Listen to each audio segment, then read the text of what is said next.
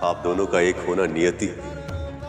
ये विवाह जितना आप दोनों के लिए महत्वपूर्ण है, उतना ही आवश्यक इस संसार के लिए भी है।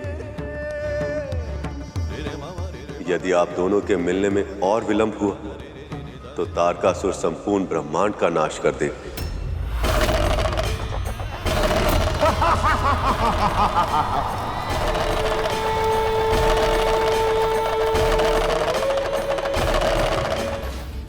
मैं आपको भली भांति समझता हूं सखा, पर सती कितनी हठी थी ये भी मैं भूल नहीं सकता। मेरे बार बार मना करने के उपरांत भी मेरे सुझावों को मानना तो दूर, उन्होंने सुना तक नहीं, तो ना ही समझा बिना बुलाए कहीं जाना नहीं चाहिए। इसीलिए मैं आपके साथ जाने के लिए हठ नहीं करूंगी। आप मुझे भी मत रोकिए। यदि मैं उन्हें रोक रहा था, कोई ना कोई कारण अवश्य था। इसीलिए सत्य तो यह है कि उस अभूतपूर्व हट का कोई भी अंश अब भी उनमें शेष है, तो मेरा और उनका साथ संभव नहीं है।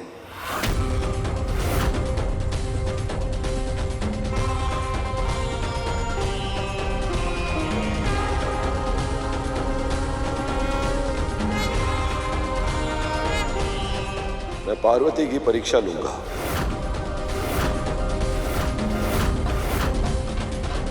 यदि वो उसमें सफल हुई तो ही मैं उनसे विवाह करूंगा।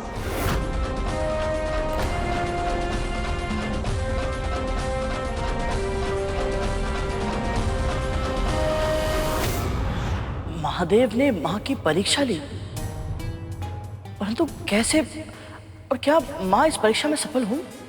हाँ, महादेव की परीक्षा बहुत अद्भुत थी। देवी पार्वती को परखने के लिए महादेव ने स्वयं शक्ति का रूप धारण किया।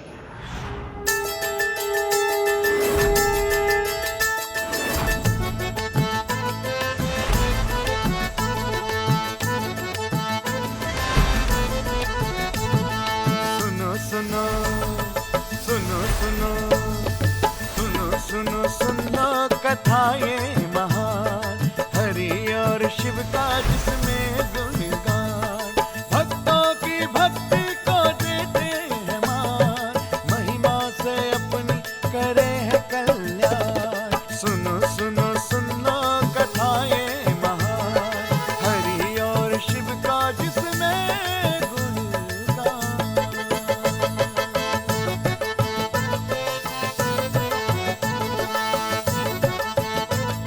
कितना मनमोहक है मेरे प्रभु का ये रूप। माता भी जब इन्हें देखेंगी तो इस मनमोहक रूप को ताकती ही रह जाएंगी।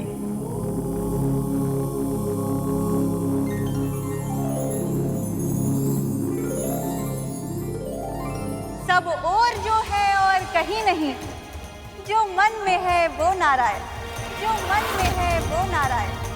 सब और है जो और कहीं नहीं, जो मन में है वो नारायण, जो मन में है वो नारायण। महादेव, मन जिसमें रमे वो नारायण, मैं जिसकी शरण वो नारायण।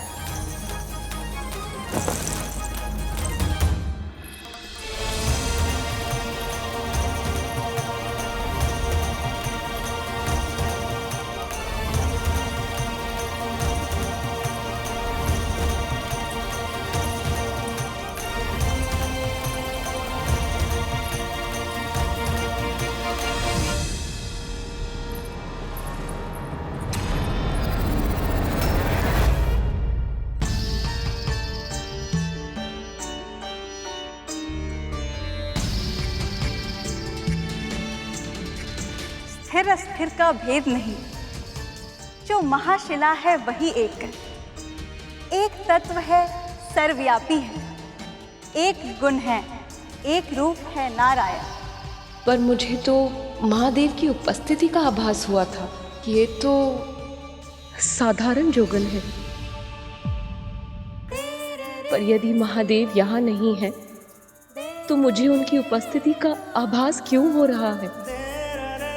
आपका आभास उचित है देवी, मैं आपके समीप हूं, किंतु आपकी परीक्षा लेने हेतु मुझे अपना वास्तविक रूप आपसे छुपाना पड़ा। आपके मन की दशा मुझसे छिपी नहीं है पार्वती। मुझे पाने की आशा में सुख का और मुझे ना पाकर दुख का जो अनुभव आपने किया है, आपकी आंखों में उसकी छाया देख पा रहा हूं मैं। आपका कष्ट मुझे भी पीड़ा देता है देवी, पर यह परीक्षा तो मुझे लेनी ही पड़ेगी। और मुख के भाव इतने स्नेहमयी हैं जैसे कोई बहुत ही अपना कुछ कहना चाहता हो। आपकी आंखों में ये नमी क्यों है?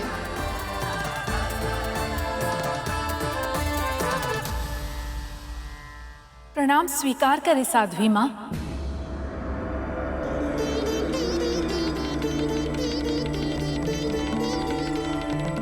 रुको।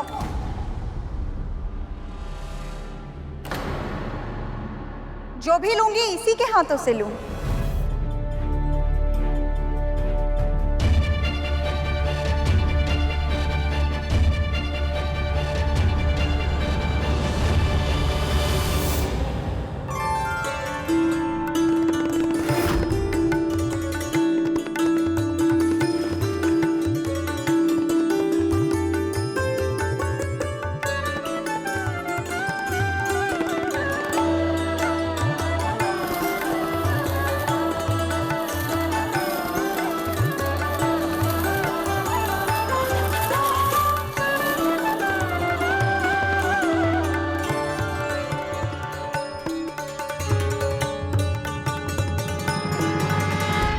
कौन है साध्वी? आपको देखकर हर पल एक ही साथ इतनी शांति, इतनी व्याकुलता क्यों अनुभव हो रही है मुझे?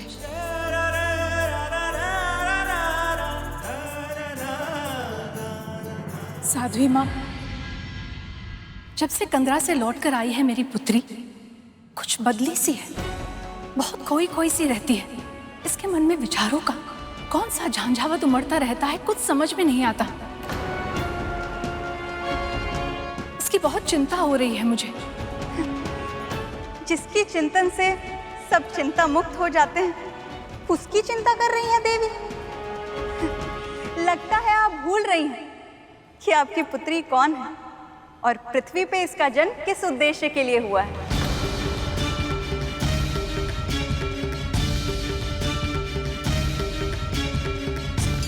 श्री माता, मुझे ऐसी पुत्री चाहिए जिसमें तीनों लोकों के संचालन की शक्ति हो। अर्थात आप दोनों मुझे ही अपनी पुत्री के रूप में प्राप्त करना चाहते हैं। आप कौन है साध्वी माँ, और ये सब कैसे जानती है? नारायण की कृपा है, नारायण का ज्ञान है, नारायण की इच्छा है, नारायण का आवाहन।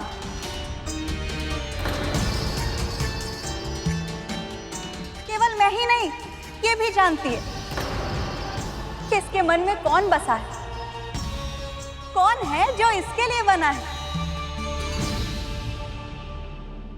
बोल, तेरे मन में तेरे पति की छवि है ना? देखा देखा, मैंने कहा था ना, ये सब जानती है पर बताती नहीं है। और वैसे भी बताकर भला क्या ला? आपके कहने का अर्थ क्या है साध्वी माँ?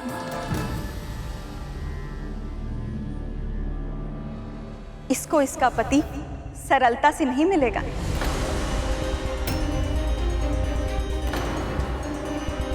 कन्या का भाग्य दुष्कर है, कठिनाइयों से भरा पड़ा है। लोग तपस्या करते हैं तो उन्हें वरदान मिलता है। ये तपस्या करेगी तो इसे वर मिलेगा।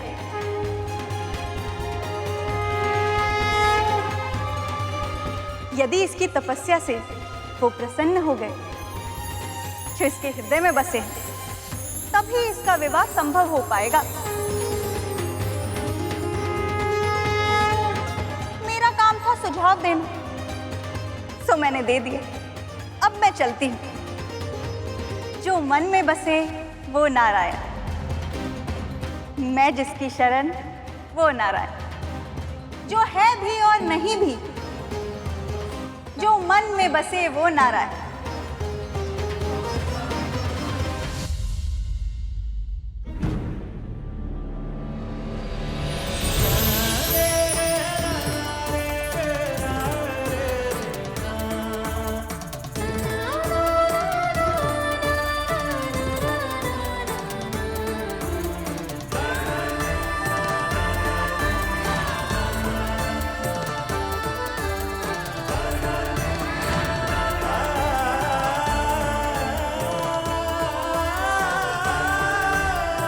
महादेव,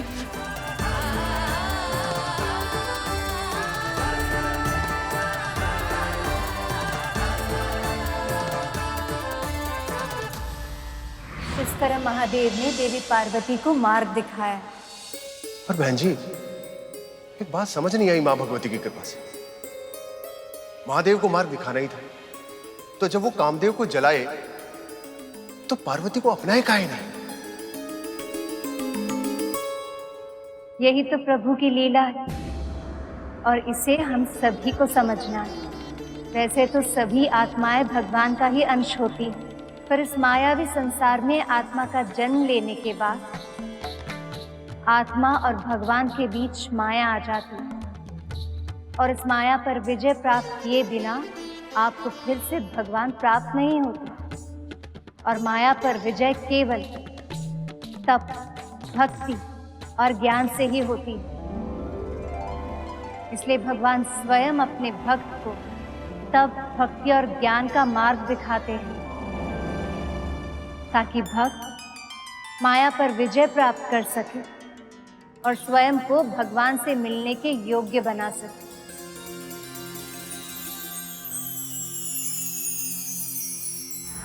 जया विजया, तुम्हारी सखी पार्वती कहाँ है? जब से वो साध्वी गई है, पार्वती अपने कक्ष में ही है महारानी जी। उन्होंने हमें कुछ बताया भी नहीं और तब से अपने कक्ष से भी बाहर नहीं आई है।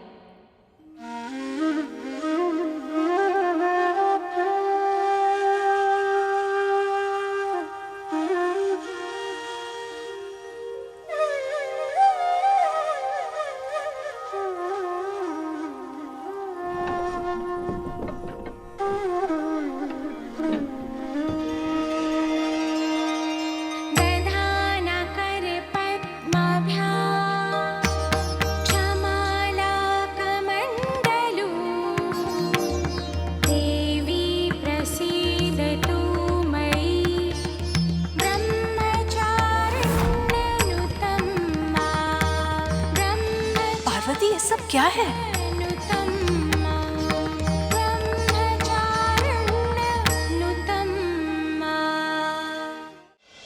पार्वती, ये सब क्या है? प्रयास है माँ। साध्वी के सुझाव का पालन करने का प्रयास करूंगी। जिनकी छवि मेरे मन में बसी है, उन्हें पाने के लिए मैं तपस्या करूंगी। कल्याण हो सुपुत्री। ईश्वर करे तुम अपने उद्देश्य में सफल हो। पर तुम राजकुमारी हो पार्वती, इतनी कड़ी तपस्या कैसे कर पाओगी? महल के बाहर का वातावरण, कठोर ऋतुएं जब तुम्हारे कोमल तन पर अत्याचार करेंगी तो कैसे सहोगी तुम? दृढ़ निश्चय के सामने बड़ी बड़ी बाधाएं भी हार जाती हैं माँ। आप चिंता मत कीजिए। कैसे चिंता ना करूं मैं? आप ही समझाइए ना इसे। तारकासुर का आतंक इतना बढ़ गया है और ऐसे में मेरी सुकुमारी पुत्री अकेले इतना भीषण तप कैसे करेगी? मेरा निश्चय अटल है माँ। आशीर्वाद दीजिए।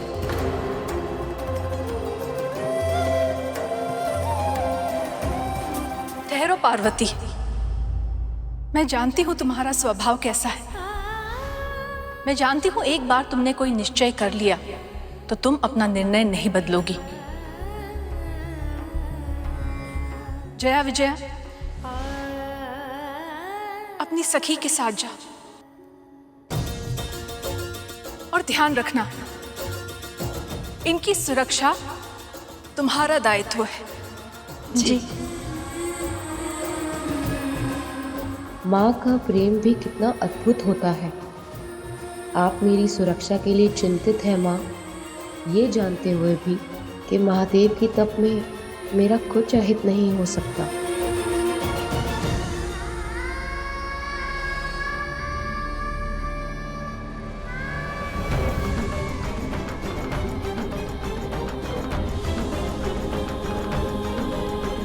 उमा, उमा, उमा। महारानी मैना की उस करुणा भरी पुकार से देवी पार्वती को एक नया नाम मिला, उमा, उमा, उमा, उमा।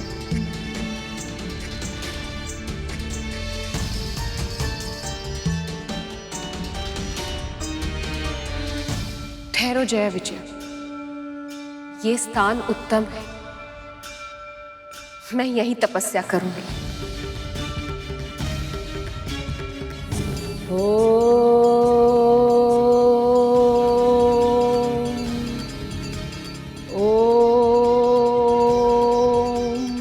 फिर शीघ्र ही एक ओर देवी पार्वती अपनी तपस्या में लीन हुई और दूसरी ओर महादेव भी अपनी समाधि के संसार में लौट गए।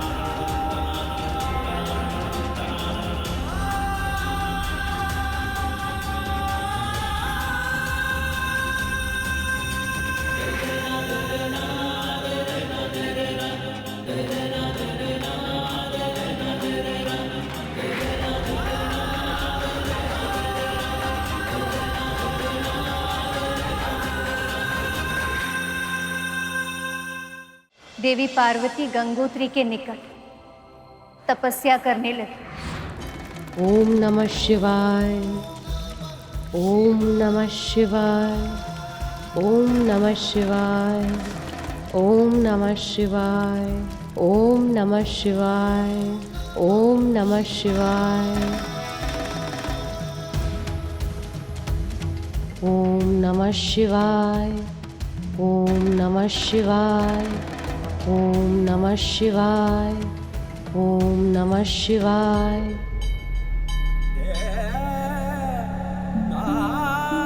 ओम नमः शिवाय, ओम नमः शिवाय। उनकी सखिया जया और विजया छाया की तरह उनकी सेवा कर रही थी। ओम नमः शिवाय। प्रथम वर्ष देवी पार्वती ने फलाहार पर निर्भर करके तपस्या की। देवी, कुछ भोजन ग्रहण कर लीजिए।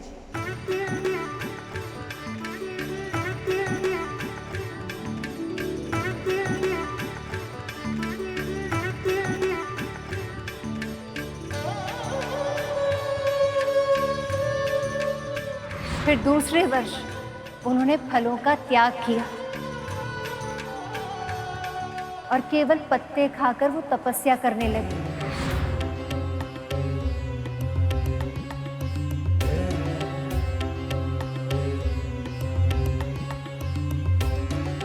केवल पत्तों पर ही तन कैसे जीवित रह सकता है विजया? हमारी सखी की संकल्प शक्ति बहुत ही अद्भुत है जया।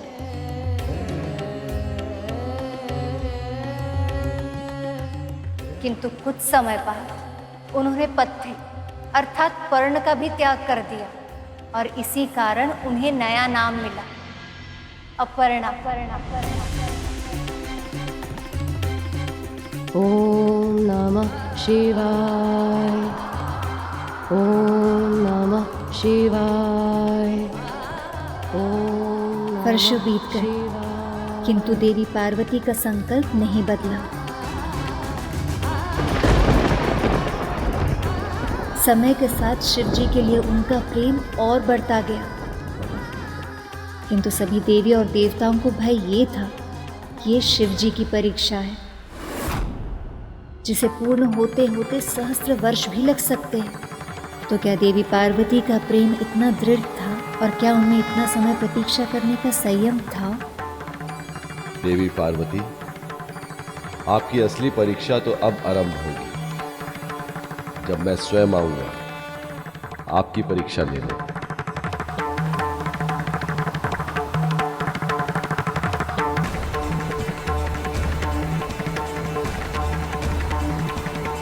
देवी पार्वती पिछले 3 सहस्त्र वर्षों से कठिन तपस्या कर रही हैं। ओम नमः शिवाय। पर महादेव हैं कि वो अपनी समाधि से बाहर ही नहीं आ रहे। जो असुरों पर शीघ्र कृपा करते हैं वे भोले भंडारी ना जाने देवी की कितनी और परीक्षा लेंगे, ना जाने कितने समय तक माता पार्वती को बिना कुछ खाए पिए और तपस्या करनी होगी देवराज। ओम नमः शिवाय। और इधर दुष्ट तारकासुर का आतंक इतना अधिक बढ़ गया है कि साधु सन्यासी, सामान्य जन, गृहस्थ, ऋषि, महर्षि, यक्ष, किन्नर उसका नाम तक लेने से भयभीत होने लगे हैं। उसकी छत्र छाया में असुर पनप रहे हैं देवराज। आतंक इस सीमा तक बढ़ गया है कि पृथ्वीवासियों का हम देवताओं पर से विश्वास ही उठ गया है।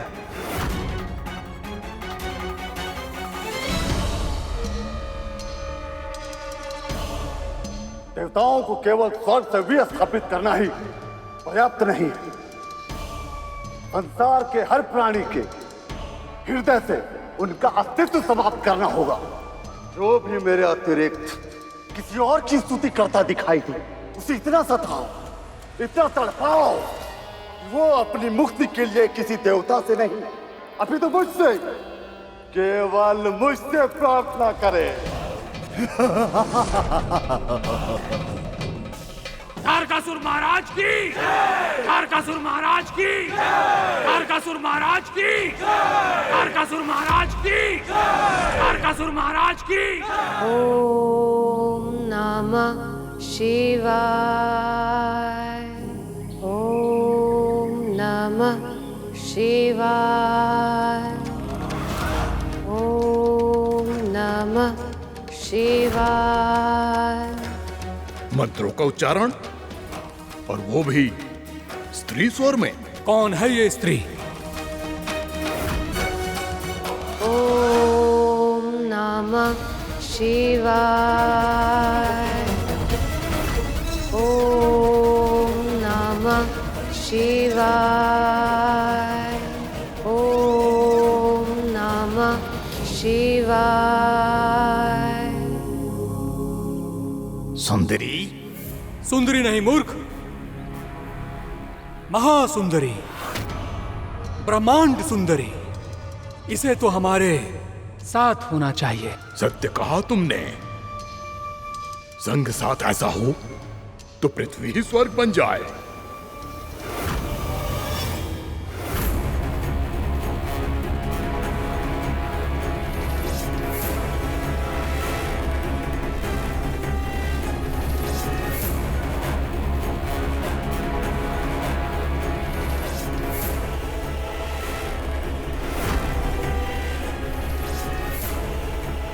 रुक जाओ। दो और स्त्रियां, आकर्षक, मनमोहिनी, 3 नारी अब होगी हमारी।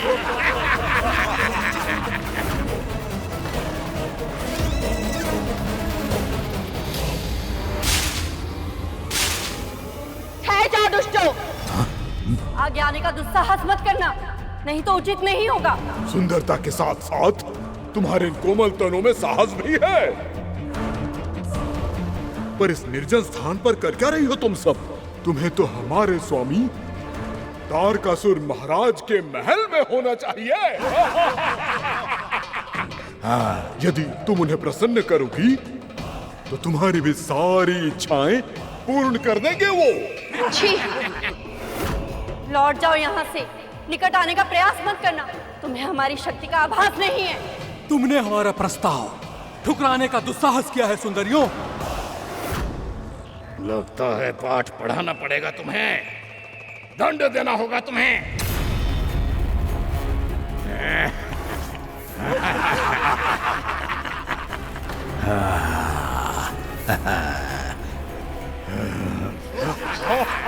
सखी, देवी, हमें असुर ने चारों तरफ से घेर लिया है। हमें यहाँ से भागना होगा।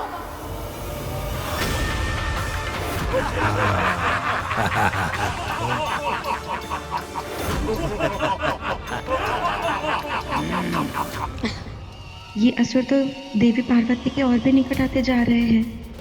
अब हम इनकी रक्षा कैसे करेंगे? हे ईश्वर, हमारी रक्षा कीजिए, अन्यथा महारानी को दिया देवी पार्वती की रक्षा का वचन हम कैसे पूरा कर पाएंगे?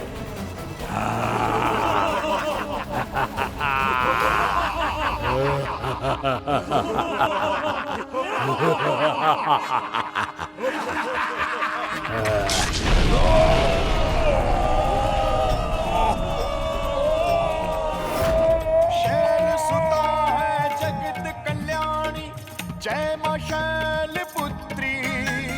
कठिन तप किया मात पिता ने तो जन्मी बन के पुत्री। मात पिता का उद्धार हुआ जब देवी, तपस्या का इतना उच्च शिखर,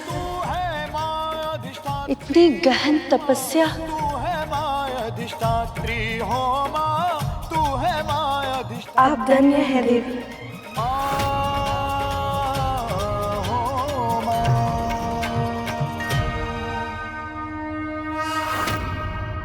तारकासुर के योद्धा हो तुम सब।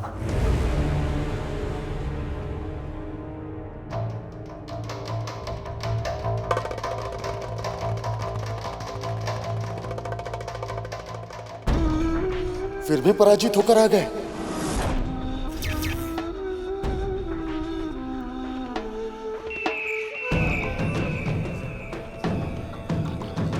और वो भी एक स्त्री से।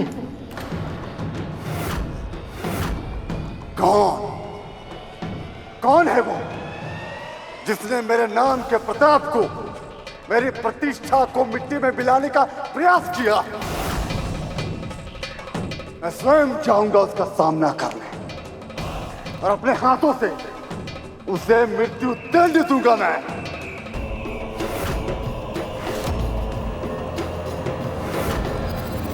असुरराज, इन साधारण सैनिकों की पराजय से आपकी प्रतिष्ठा में कोई हानि नहीं हुई है। और वैसे भी इस त्रिलोक में ऐसा कोई योद्धा नहीं है जिसमें इतना सामर्थ्य हो कि आपके सामने खड़ा हो सके। और वो तो मात्र एक साधारण सी स्त्री है, लेकिन आप उस स्त्री से युद्ध कर उसकी प्रतिष्ठा में क्यों वृद्धि करना चाहते हैं?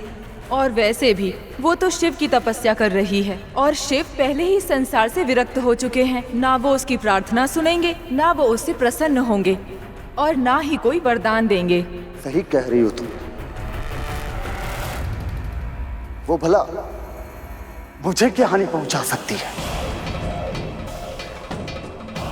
करने दो उसे जो भी करना है। किसी स्त्री में इतनी शक्ति कहाँ जो मेरा सामना कर सके?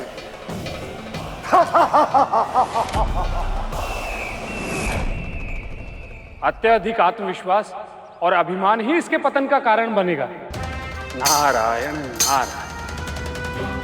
पर कब देवर्षि, कब? देवी पार्वती इतने समय से तपस्या कर रही हैं। उनका तपोबल इतना बढ़ गया है कि राक्षस सहन नहीं कर पा रहे हैं। इतने समय से केवल वायु पे जीवित हैं। अब और उनकी कितनी परीक्षा लेंगे महादेव?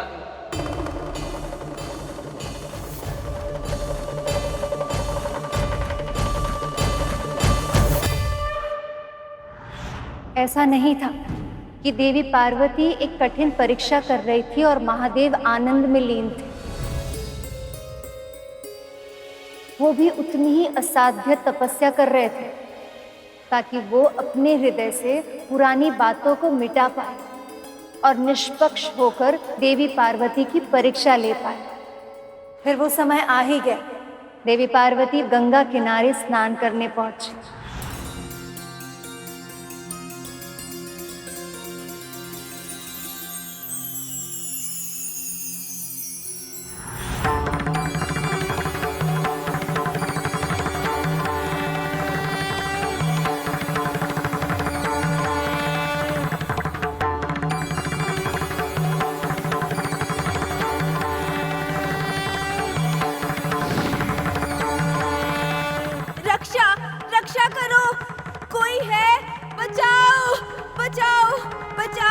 मेरी रक्षा करो, बचाओ, कोई बचाओ मुझे।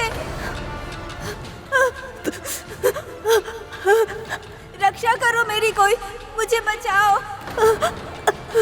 बचाओ, बचाओ, मेरी रक्षा करो।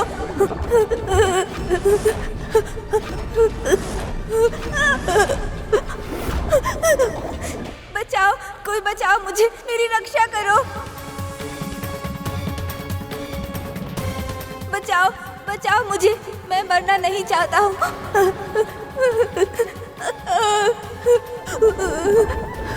माँ, मेरी रक्षा करो माँ, मैं मरना नहीं चाहता हूँ माँ।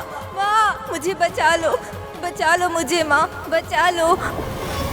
मुझे इस बालक की रक्षा करनी ही होगी, अन्यथा क्या अंतर रह जाएगा इस मगर की क्रूरता में और मेरी तपस्या में। ये तो बहुत ही अनोखी परीक्षा है देवराज।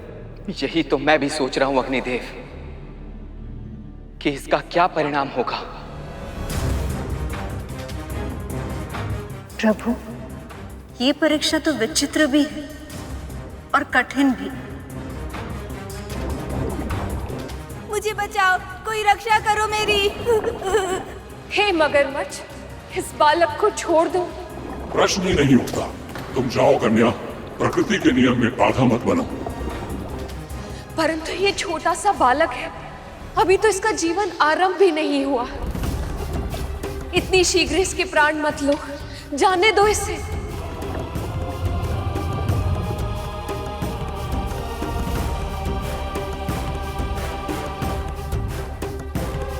अपनी भूख मिटाना मेरा अधिकार है कन्या, और ये मेरा आहार है। इसे जीवित छोड़कर अपने प्राण संकट में नहीं डालूंगा मैं। यदि तुम्हारा भूख मिटाना तुम्हारा अधिकार है, तो इस बालक का जीवन उसका अधिकार है। और इसीलिए इस बालक को छोड़ दो और मुझे अपना आहार बना लो।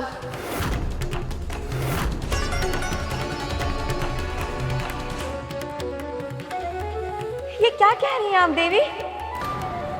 यदि इस बालक को बचाने का एकमात्र यही उपाय है, तो हम स्वयं को मकराज का आहार बनने के लिए समर्पित कर देंगी। पर आपको अपने प्राण संकट में नहीं डालने देंगी देवी। नहीं, तुम दोनों पहले ही अपना सब कुछ मुझे समर्पित कर चुकी हो। अब मैं तुम्हारा जीवन नहीं छीनूंगी। ये मेरा निर्णय है। आओ मकरराज, इस बालक को छोड़ दो और मुझे अपना आहार बना लो।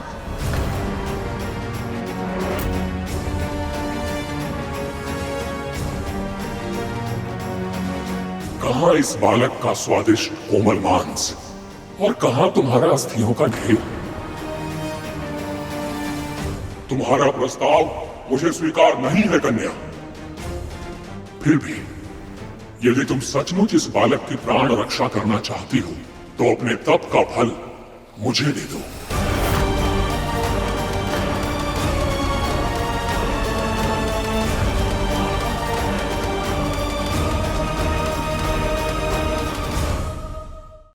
तुम्हें तनिक भी लज्जा नहीं आती मकर? अगर तप का फल पाने का इतना ही मन है तो स्वयं क्यों नहीं कर लेते तप? किसी और के तप का फल पाने की इच्छा करना अनुचित है। और वैसे भी तुम्हें इन सब की क्या आवश्यकता है मकरराज? मानव योनि पाने की आवश्यकता तो हर जीव को होती है, और इसके तप के फल से मुझे वो शीघ्र ही प्राप्त हो जाएगी। बोलो कन्या, क्या इस बालक के प्राण बचाने के लिए तुम ये त्याग करने को तत्पर हो?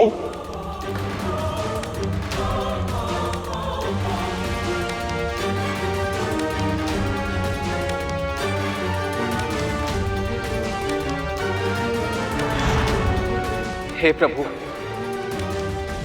यदि इन्होंने मना कर दिया तो ये महादेव की परीक्षा में सफल नहीं होंगी।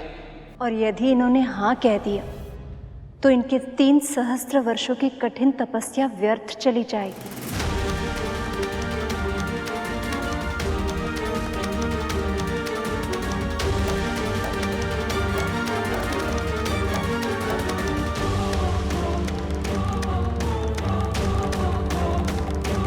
क्या सोच रही हैं आप देवी?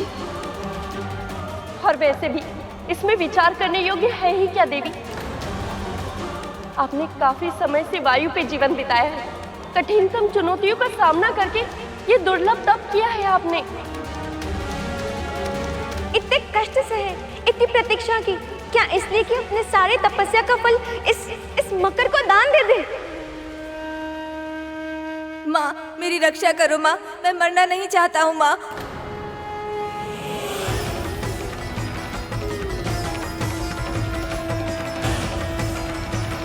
पर मैं इस नन्हे से बालक को प्राण गंवाते हुए भी नहीं देख सकती। तुम दोनों खुद ही सोचो, यदि ये बालक की मृत्यु हो गई तो क्या महादेव मुझसे प्रसन्न होंगे?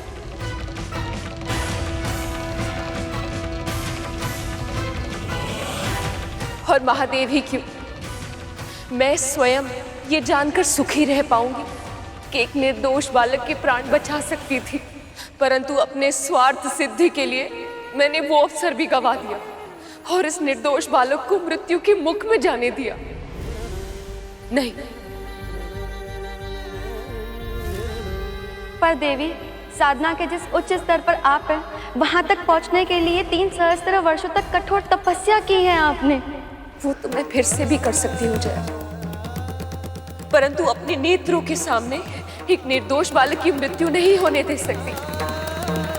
इस बालक को बचाने के लिए मैं अपने तप का संपूर्ण फल सहर्ष त्यागने को तैयार हूँ।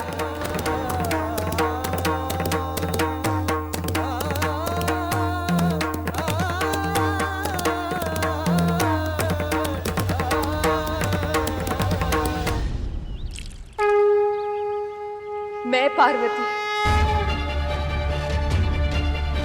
सभी देवी देवताओं को साक्षी मानकर अपने तप का पुण्य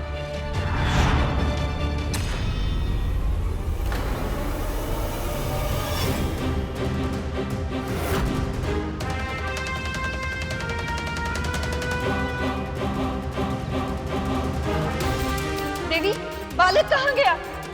और मगरमच्छ कहाँ गया?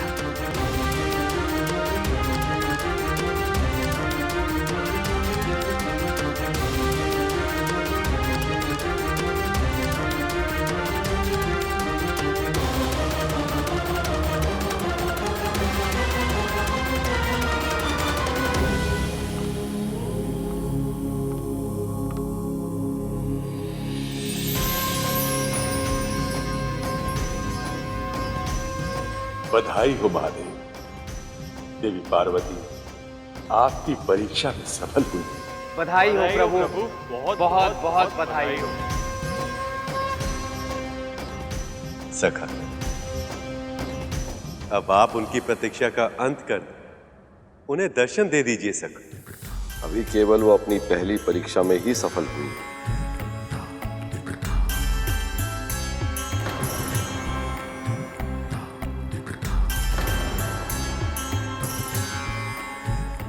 पहली परीक्षा? आपका अर्थ है कि आप उनकी और भी परीक्षाएं लेने वाले हैं महादेव?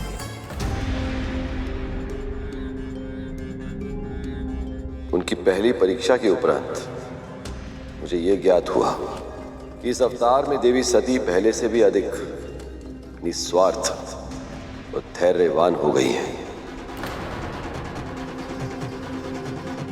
और मेरी अर्धांगिनी बनने के लिए इन सब गुणों का होना आवश्यक है।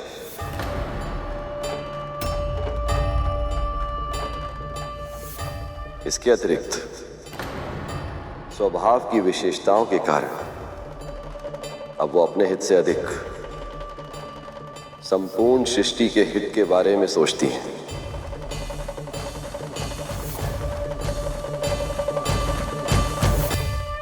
पर केवल ये पर्याप्त नहीं है।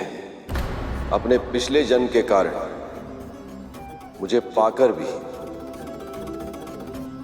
मुझे वो समझ नहीं पाई।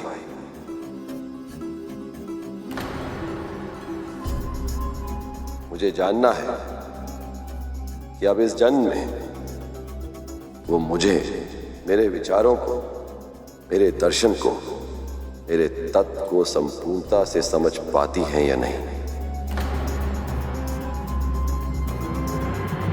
अर्थात हमारे विवाह के लिए ये आवश्यक है देवगण।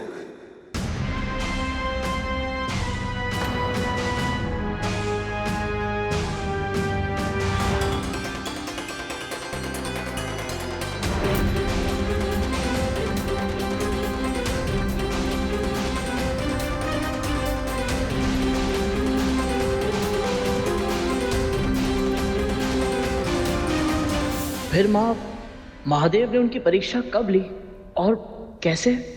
महादेव देवी पार्वती के त्याग को देखने के बाद समझ चुके थे कि देवी पार्वती दूसरी परीक्षा के लिए तैयार है, और दूसरी ओर तारकासुर के आतंक से वो अभिज्ञ नहीं थे। इसलिए शीघ्र ही दूसरी परीक्षा लेने के लिए उन्होंने फिर से अपना वेश बदला।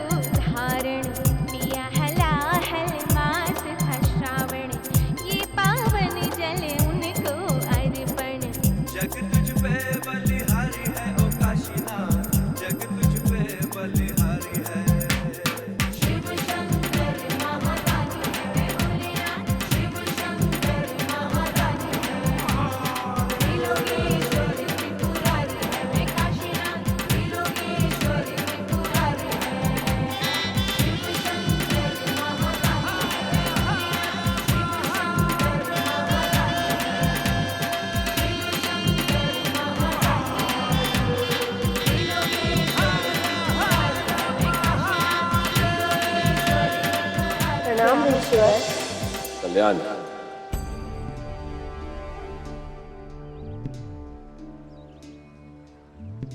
राजकुमारी, इतना सुंदर रूप पाने के बाद भी इतनी घनघोर तपस्या क्यों कर रही हो तुम?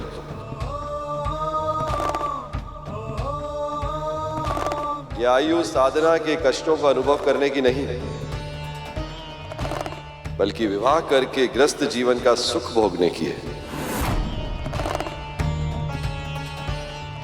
यह हमारी प्रिय सखी पार्वती है ऋषिवर। अपने प्रियतम महादेव शिव के साथ विवाह की इच्छा के कारण गहन तपस्या कर रही। शिव के साथ विवाह? उस औघड़ के साथ विवाह?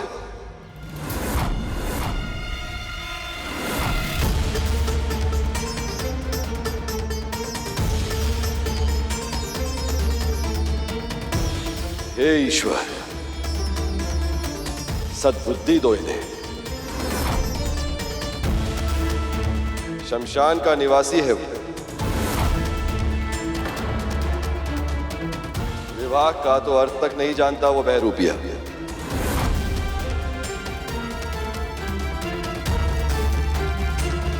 ऋषिवर, आपसे निवेदन है, कृपा करके ऐसे वचन ना कहें, हमारे सखी के हृदय को कष्ट पहुंचेगा। ऋषिवर, हमारी सखी शिव शंकर से असीमित प्रेम करती हैं और अपना संपूर्ण जीवन उन्हें प्राप्त करने के लिए उन पर समर्पित कर दिया है।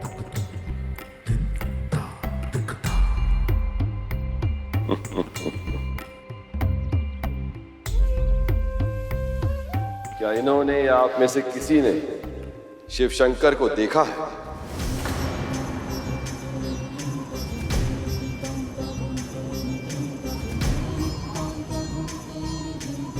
नहीं तो?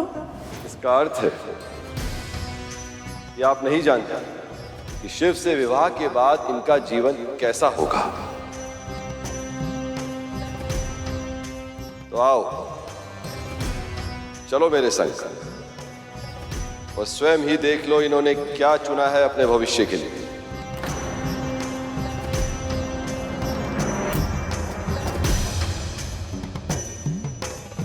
अधिक सोच विचार केवल समय व्यर्थ करता है देवी। साधु के कथनों का मान रखो और चलो मेरे संग। मुझे विश्वास है इसकी वास्तविकता देखकर तुम्हारी आंखें फटी रह जाएंगी, पग डगमगा जाएंगे और संकल्प अपने आप ही क्षीण हो जाएगा।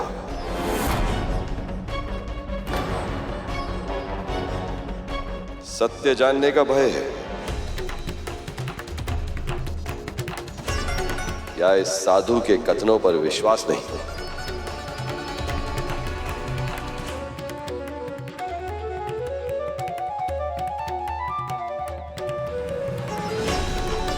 चलकर देख लेने में कोई बुराई नहीं है देवी। भला संसार में ऐसा क्या है जो महादेव के प्रति आपका प्रेम और संकल्प को कम कर सके?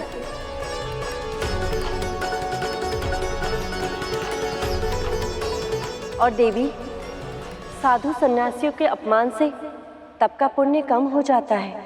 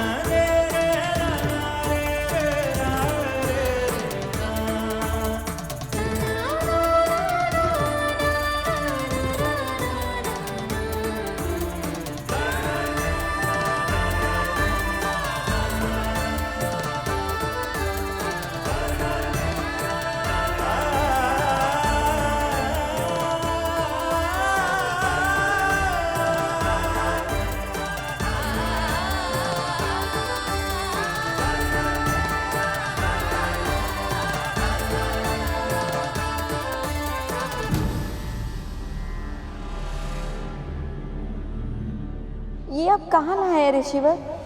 यहाँ ना कोई वृक्ष है और ना ही कोई वनस्पति, और भीषण शीत भी है। शीघ्र हमें यहाँ से ले चलिए ऋषिवर। यहाँ एक क्षण भी रुकना असंभव लग रहा है।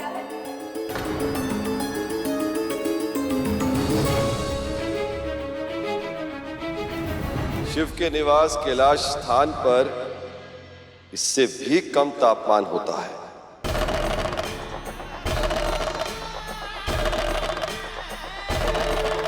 रह पाओगी तुम?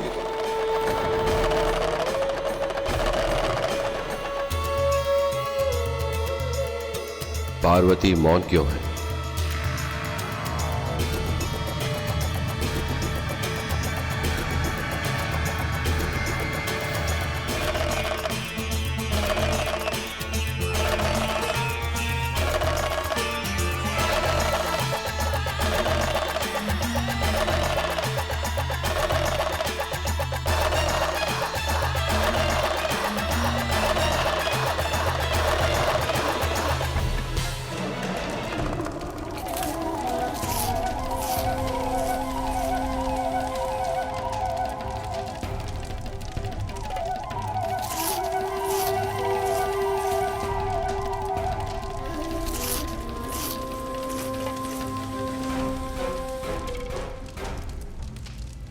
ये है इन अघोरियों का भोजन।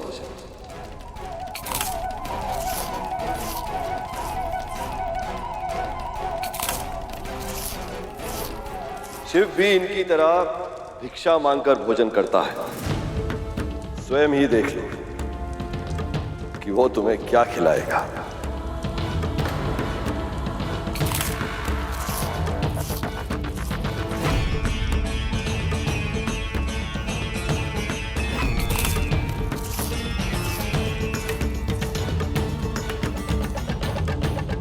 भिक्षा में मिले जीवन पर निर्वाह करना होगा तुम्हें।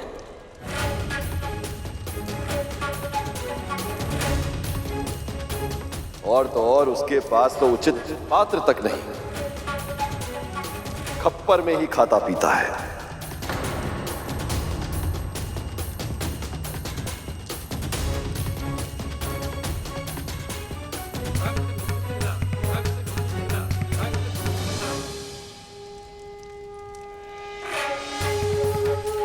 विचार करो देवी, क्या तुम कपाल से बने खप्पर में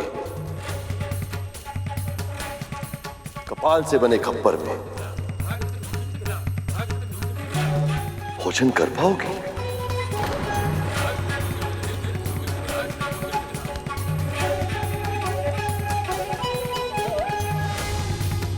महादेव इस प्रकार देवी पार्वती की भावनाओं को क्यों ठेस पहुंचा रहे हैं?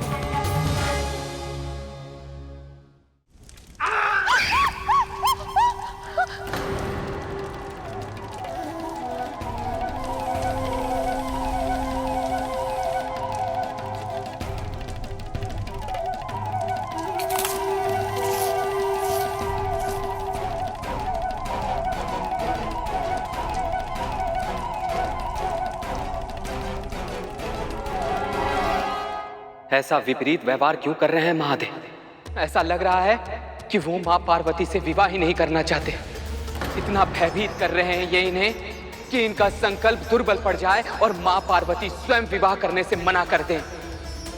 इतना ही नहीं देवराज, महादेव तो माता पार्वती को ऐसे भड़का रहे हैं जैसे मानो वो चाह रहे हो कि माता पार्वती उनके साधु रूप पे अपना क्रोध दिखाएं, जिसके फलस्वरूप उनके तप का फल कम हो जाए।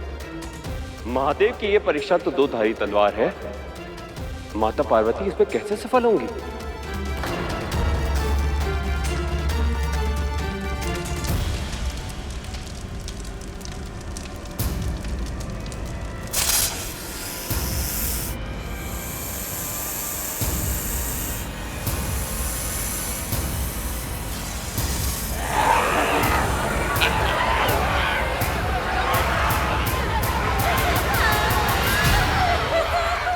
जब आप तपस्या करने निकली थी तो दो सखी तब भी आपके साथ थी, और उस शिव का तो कोई मित्र भी नहीं, ना साथ ना समाज, बस केवल सर्प, बिच्छू, भूत, प्रेत जैसे निशाचर ही उसके साथ रहते हैं।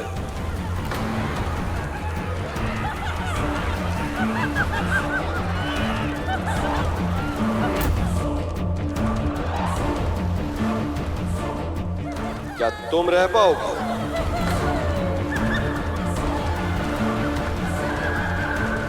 देवी, ऋषि की बातों में सत्य तो है। देवी, एक बार और विचार करने में कोई हानि नहीं है।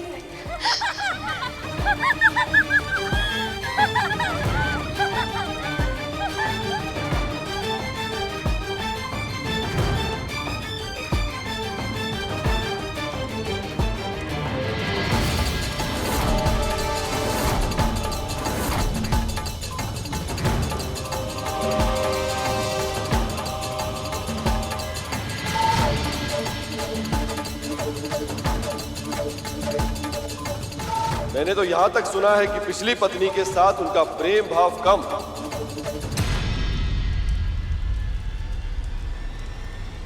और लड़ाई झगड़ा अधिक था।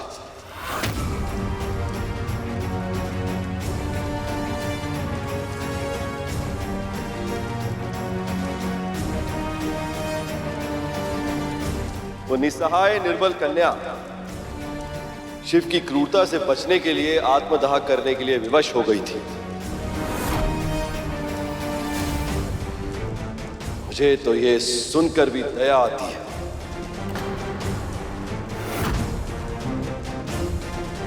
यदि ऐसी ही स्थिति तुम्हारे साथ उत्पन्न हुई तो?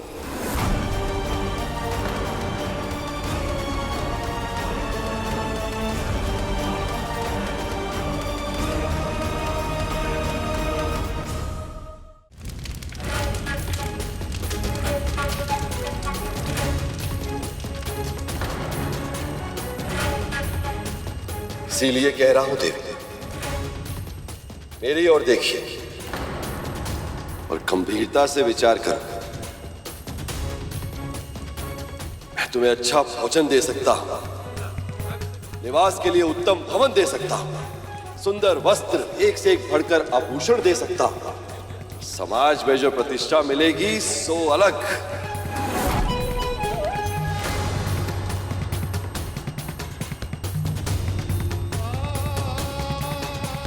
इसीलिए कह रहा हूं देवी,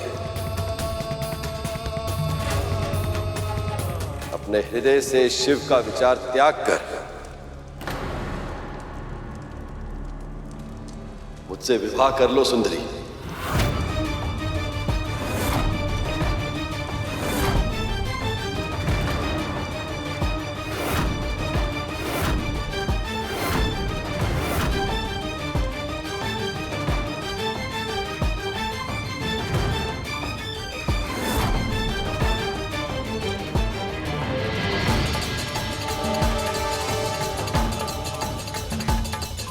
आप एक ऋषि हैं। केवल यही कारण है कि आप पर क्रोध करके मैं अपने तप का पुण्य नहीं खोना चाहती। पर अब बस, यदि आपने मेरे शिव के बारे में तनिक भी उल्टा सीधा कहा तो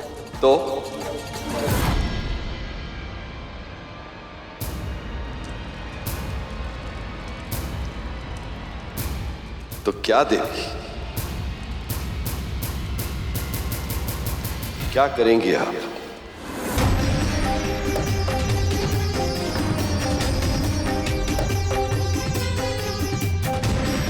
बहुत हो चुका आपका अनर्गल प्रलाप।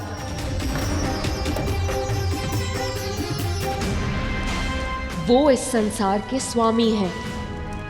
ये समस्त सृष्टि जिनमें लय होती है, उन आदि योगी शिव के बारे में बहुत दुर्वचन कह चुके हैं आप। पर अब बस, आपको अपने कर्मों का परिणाम भोगना ही होगा।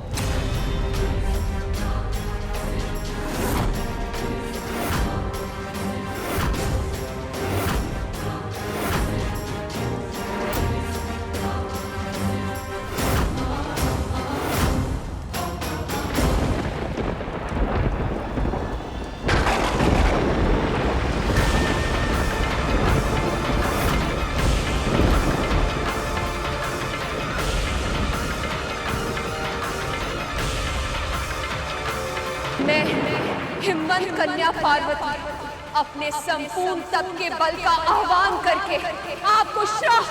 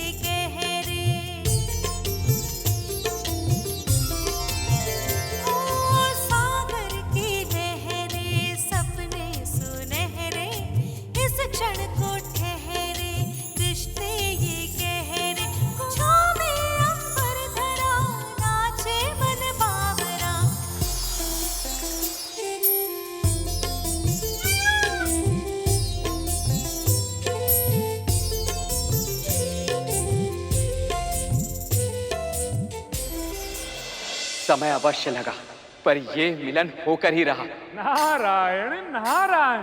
पुष्पों के सब दल, सरिता की कलकल, मेघों का काजल, अंबर व जल थल।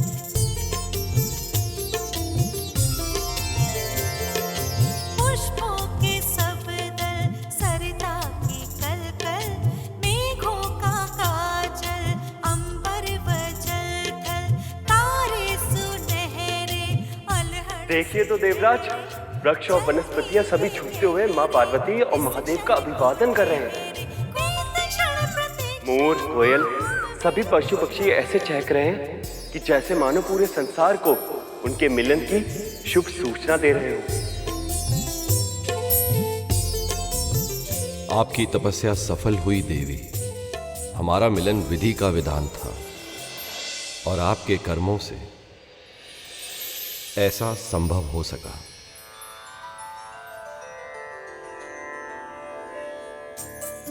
सहस्त्रों वर्षों से इतनी प्रतीक्षा करने के बाद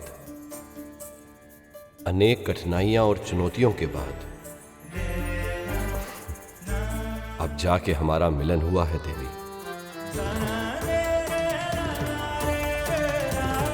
आइए इसे आगे बढ़ाएं।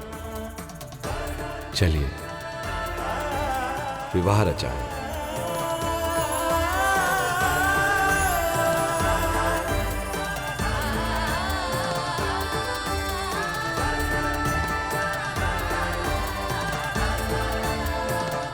मुझे क्षमा कीजिए महादेव,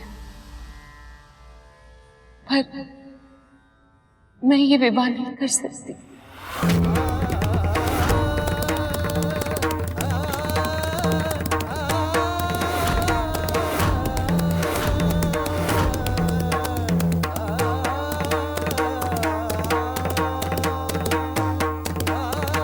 अब कौन सी बाधा खड़ी हो गई?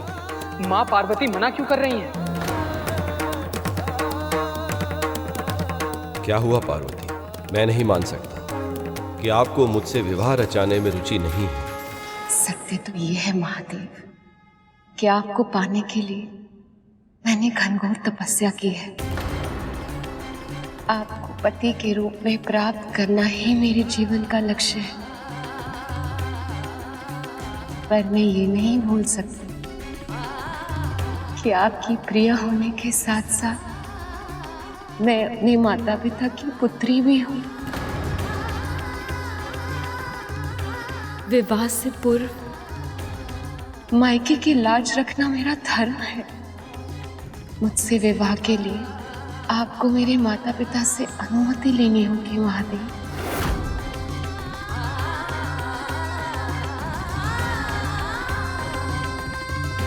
मेरे माता पिता से मेरा हाथ मांगना होगा आपको।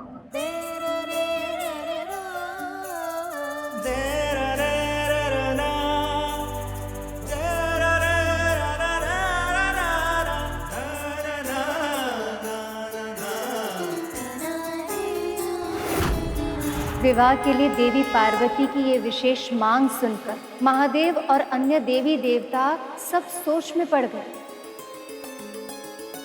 परंपरा के अनुसार कन्या के पिता से वर के माता पिता हाथ मांगने जाते हैं, पर महादेव वो तो स्वयंभू है, अनादि अंतहीन। ना तो कोई उनकी माता है, ना पिता, ना कुल, ना गोत्र, ना परिवार। वो तो इन सब से परे है, इन सब से पूर्व है। वो अजन्मे आदि योगी है। ऐसे में किसी को समझ नहीं आ रहा कि महादेव की ओर से महाराज हिमवंत के पास विवाह का प्रस्ताव लेकर कौन जाएगा। और तब महादेव ने गुरु वशिष्ठ और उनकी पत्नी देवी अरुंधति का आवाहन किया। हे ऋषियों में अग्रगण महर्षि वशिष्ठ, देवी अरुंधति, हम सब आपके दर्शन के प्रार्थी हैं। कृपया हमारी विनती स्वीकार करें।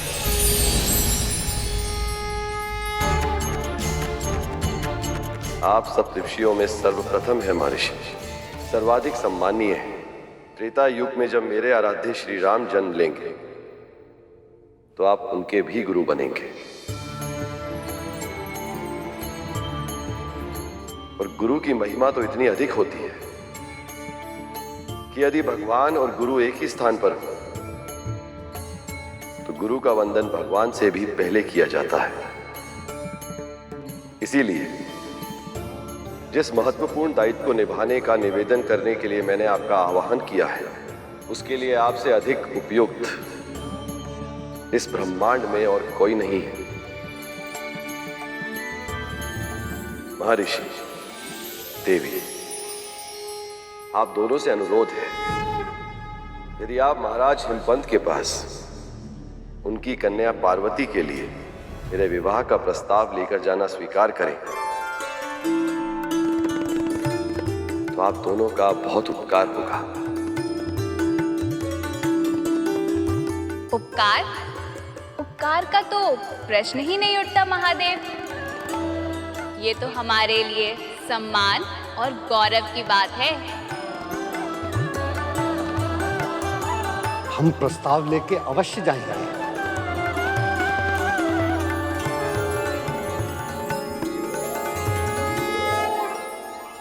प्रेम की अधीरता में हृदय अनेक बार भावुक होकर चुप कर बैठता है, किंतु हमें अपनी पार्वती पर पूर्ण विश्वास है। अपने जीवन साथी के चुनाव का निर्णय सोच समझकर ही लिया होगा। इसलिए मुनिवर, हमारा यह मानना है कि अब इस विवाह में और विलंब नहीं होना चाहिए। आप शीघ्र ही शिवजी की बारात लेकर आइए ताकि हम अपनी पुत्री का कन्यादान करके धन्य हो जाएं। अब शीघ्र ही मेरा मिलन मेरे स्वामी महादेव के संग हो जाएगा और हम सदा सदा के लिए एक हो जाएंगे। महादेव, ब्रह्मदेव, नारायण और सभी देवता, आप सबको बहुत बहुत बधाई। अब शीघ्र ही ये विवाह संपन्न होगा और फिर उसका जन्म होगा जो इस सृष्टि का उद्धार करेगा।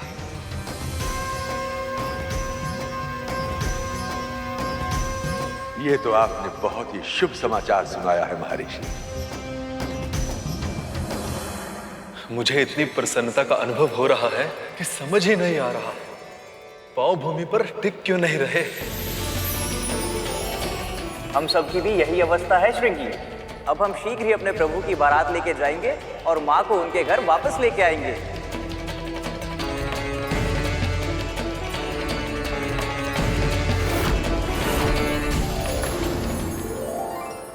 महर्षि, इस प्रसन्नता के अवसर पर आपके मस्तिष्क पर चिंता की रेखा। महादेव, यदि मेरे वश में होता मैं ये बात कदापि न कहता। क्या बात है? प्रसन्नता का यह अवसर संकट के बादल साथ लेकर आया।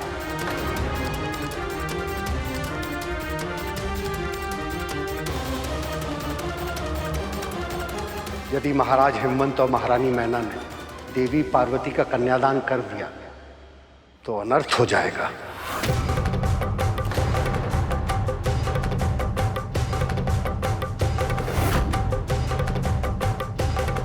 पर महर्षि, आप ऐसा क्यों कह रहे हैं? क्योंकि कन्यादान के पुण्य प्रताप से महाराज और महारानी को अविलंब मोक्ष प्राप्त हो जाएगा। और यदि ऐसा हुआ तो इस संसार से हिमालय लुप्त हो जाएगा।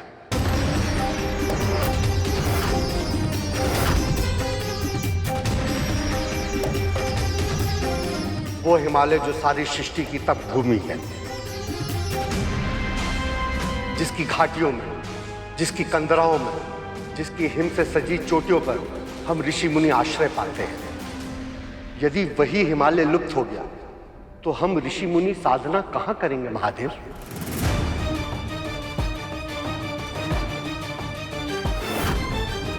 पर महर्षि, उनका कन्यादान करना अति आवश्यक है, अन्यथा विवाह नहीं होगा और उसके बिना तारकासुर के संहारक का जन्म भी नहीं हो पाएगा।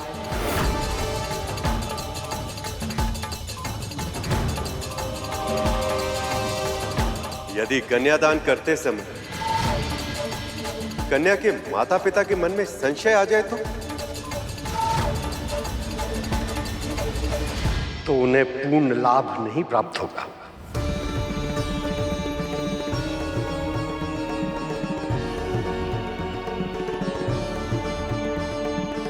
और ऐसे में महादेव का विवाह भी हो जाएगा और तपोभूमि भी सुरक्षित रह जाएगी।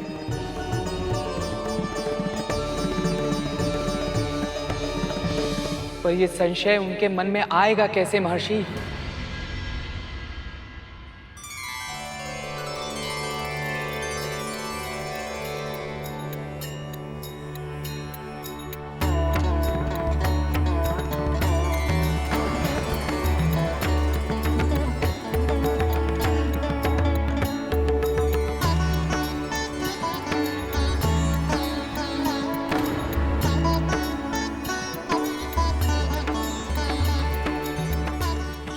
ये आप सब लोग मेरी तरफ क्यों देख रहे हैं? क्योंकि ये कार्य केवल आप ही कर सकते हैं देव ऋषि। मैं कैसे प्रभु? मैं कैसे करूंगा महाराज हिमवंत और महारानी मैना के हृदय में शंका उत्पन्न? यदि ऐसा करने में कहीं मैंने महादेव और पार्वती के मिलन में कोई विघ्न उत्पन्न कर दिया तो? भोजन कक्ष में सब कुछ ठीक चल रहा है ना? जी महाराज। प्रीति भोज में कोई समस्या नहीं आनी चाहिए। जी। स्वागत के लिए फूलों की कमी नहीं होनी चाहिए। जी महाराज। और तुम इधर उधर घूम रहे हो, जलपान की व्यवस्था हो गई है ना? जी महाराज। कमी नहीं होनी चाहिए। जी।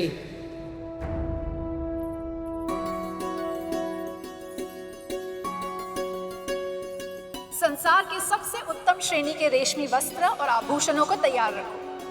और हाँ, केवल दामाद जी को ही नहीं, बारात में जितने जन आएंगे सभी को उपहार देना है हमें।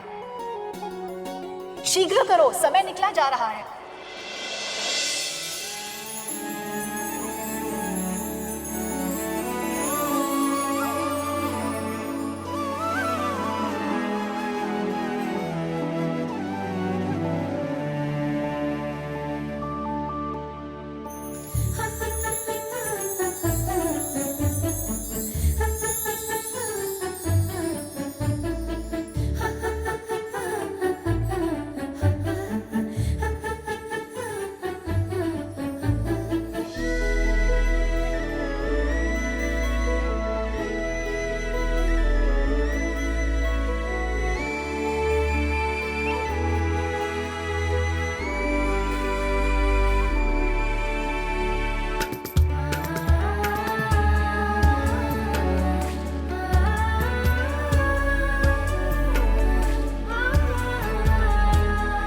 सखी, महादेव आपको देख के तो सारी सद्बुद्ध भूल ही जाएंगे।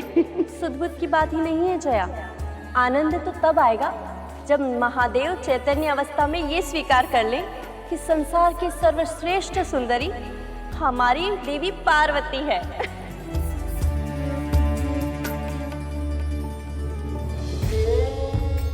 ये सुंदरता तो उनके प्रेम की है। सत्य तो ये है कि मेरे शिव ही सबसे सुंदर हैं। इसे विश्राम स्थल पर ले जाइए। नारायण नारायण। अरे देवर्षि नारद जी। पधारिए देवर्षि, आपका बहुत बहुत स्वागत है। आप ही के कारण ये संबंध हो पा रहा है, वरना मेरी पुत्री उस योगी की तपस्या क्यों करती? और तपस्या ना करती तो अपने प्रेम तक, अपने पति तक पहुंचने का मार्ग कैसे मिलता उसे? सत्य देवर्षि, आपकी इस कृपा से धन्य हो गए हैं हम। नारायण नारायण। वैसे ये बात तो सत्य कही देवी आपने। भला इस संसार में शिव के समान दिव्य और कौन हो सकता है? आप दोनों जब शिव को देखेंगे तभी ये जान पाएंगे कि आपका दामाद कैसा है। ये देवर्षि नारद के कहने का आशय क्या है? नारायण नारायण। भला इस संसार में शिव के समान दिव्य और कौन हो सकता है? आप दोनों जब शिव को देखेंगे तभी ये जान पाएंगे कि आपका दामाद कैसा है। आपके इस कथन से मेरे भीतर उत्सुकता जागृत हो रही है देवर्षि। मैंने शिवजी को कभी देखा नहीं, बस पार्वती के मुख से उनके बारे में सुना है। वो कैसे हैं देवर्षि? उनके सुदर्शन रूप का वर्णन तो मैं भी नहीं कर सकता। वैसे बारात निकल चुकी है, कुछ ही समय में यहाँ आ जाएगी। आप स्वयं ही देख लीजिएगा। आपका दामाद, आपकी पुत्री का जीवन साथी कितना अनोखा है, कितना अद्भुत है, कितना दिव्य है। इनके हृदय में शंका तो उत्पन्न कर दी है मैंने। देखते हैं इसका परिणाम क्या होगा। मेरी पुत्री ने जिसे अपना वर चुना है, अवश्य ही वो अति रूपवान होगा। साज सज्जा से सुशोभित होकर जब वो मेरी पुत्री से विवाह करने आएंगे तो समस्त सृष्टि उनके सौंदर्य को निहारती रह जाएगी।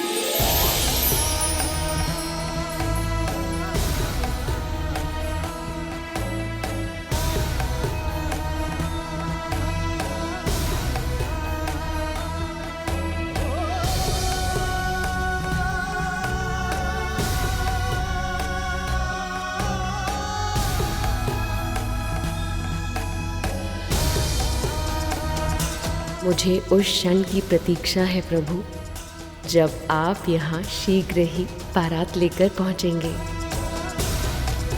मैं भी उस क्षण की प्रतीक्षा आतुरता से कर रहा हूँ प्रिय, जब हम सदा सदा के लिए एक हो जाएंगे। आप दोनों जब शिव को देखेंगे तभी ये जान पाएंगे कि आपका दामाद कैसा है। महर्षि नारद के वैसे कहने का क्या आशय था? मैंने तो शिव को कभी नहीं देखा।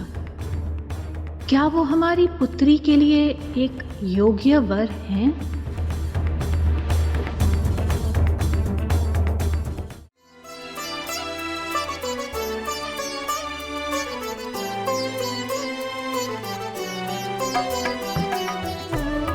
सच, सारे संसार की सुंदरता जैसे आज मेरी पुत्री में समा गई हो। बस अब तुम्हें किसी की बुरी दृष्टि ना लग जाए।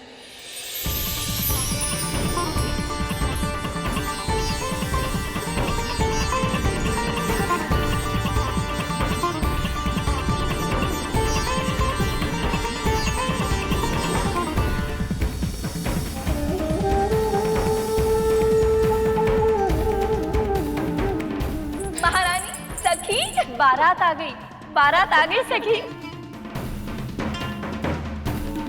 जिनके भाग्य में साक्षात सुंदरता की ये देवी है, वो मेरे दामाद स्वयं कैसे दिखते हैं, मैं भी तो देखूं जरा।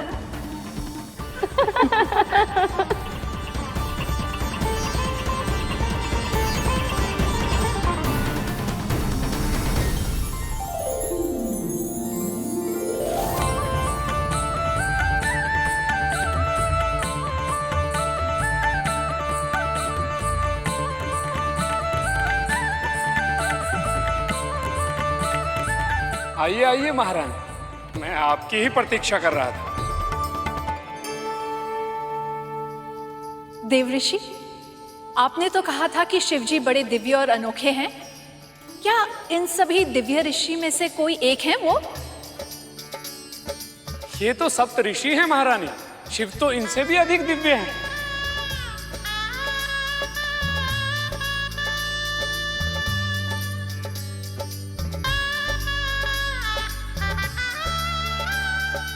क्या वो है शिवजी? नहीं नहीं महारानी, ये तो संसार के संचालक प्रभु श्री नारायण हैं। मेरे प्रभु नारायण नारायण।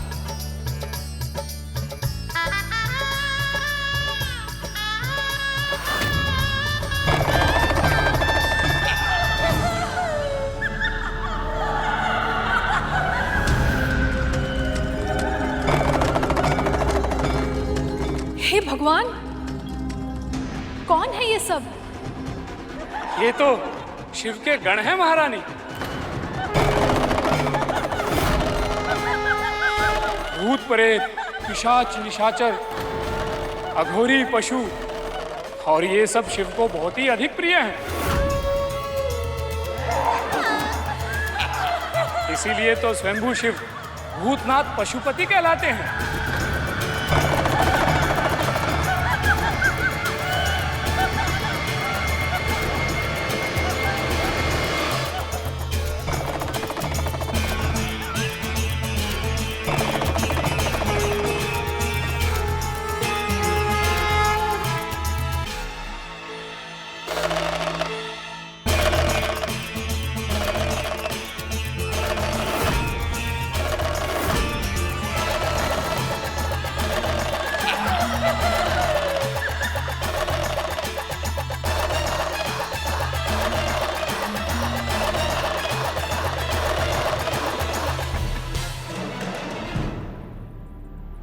नारायण नारायण।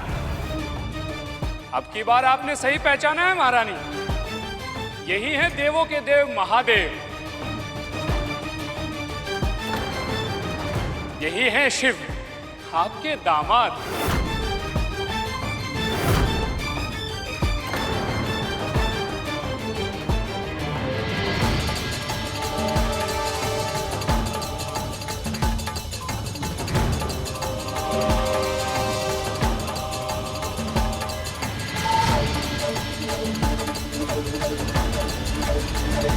महारानी,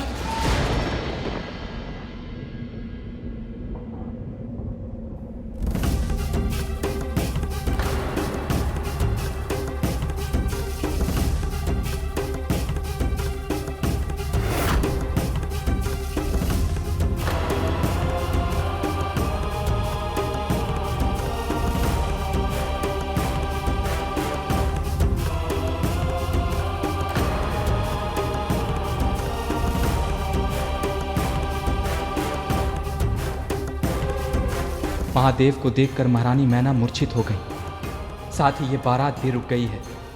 हे प्रभु, अब क्या होगा?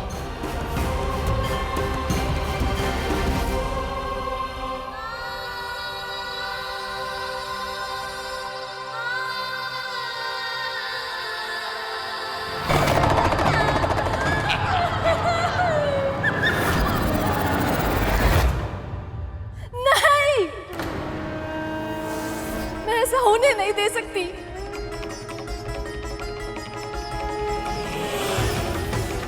पार्वती, तुम और शिवजी एक दूसरे से बिल्कुल अलग हो। उनका रहन सहन, जीने का ढंग, उनका स्वभाव, सब कुछ तुमसे भिन्न है पुत्री। मैंने महारानी के मन में संशय तो उत्पन्न कर दिया, किंतु कहीं ये शंका इस विवाह में विघ्न का कारण ना बन जाए।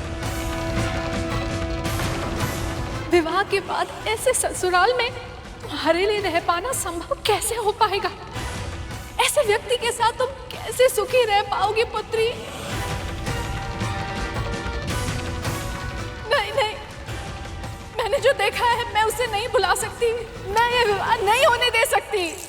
माँ, माँ, माँ, मैं आपकी चिंता समझती हूँ, पर मेरे लिए शिव और उनका हर रूप सच्चा है, सुंदर है, वो बहुत पवित्र है माँ, बहुत दूर है दिखावे से। आप जानते हैं, ऐश्वर्य और वैभव उनके दास हैं, पर फिर भी साधारण जीवन जीते हैं वो। अपनी सारी इच्छाएं त्याग चुके हैं, अपनी इंद्रियों पर विजय प्राप्त कर चुके हैं। उनकी जीवन संगिनी बनकर जीवन के पथ पर उनके साथ चलना मेरे लिए सौभाग्य की बात होगी माँ। ये तुम क्या कह रही हो पार्वती? मेरी बात को समझ क्यों नहीं रही हो? आप ही समझाइए ना इसे। यदि ना समझे ना तो कुछ भी करके किसी भी तरीके से इस विवाह को रोक दीजिए। पर मैं शिव से प्रेम करती हूँ माँ।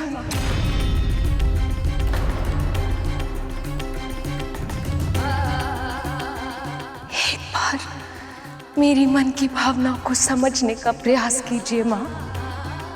एक बार, सिर्फ एक बार उन्हें मेरी आंखों से देखिए।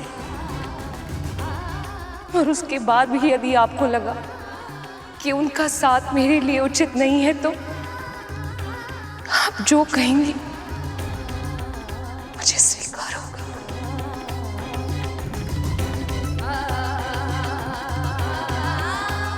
हे महादेव, मेरी माँ आपके स्वरूप के दर्शन करने में असमर्थ है, इसीलिए मेरी विनती स्वीकार कीजिए। आंखों को हर्षित करने वाला, मन को सुख देने वाला कामेश्वर रूप धारण कीजिए प्रभु।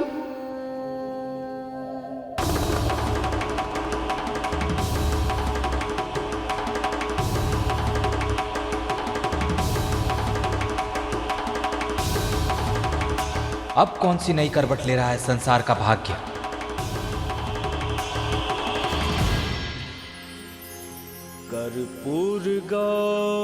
हे महादेव, भोलेनाथ, मेरी माँ की इच्छा का मान रखिएगा प्रभु।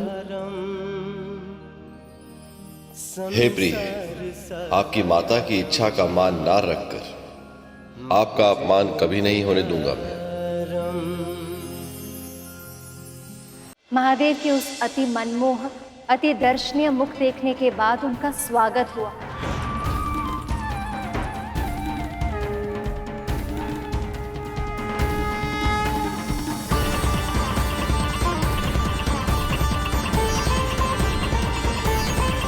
महाराज हिमवंत और महारानी मैना,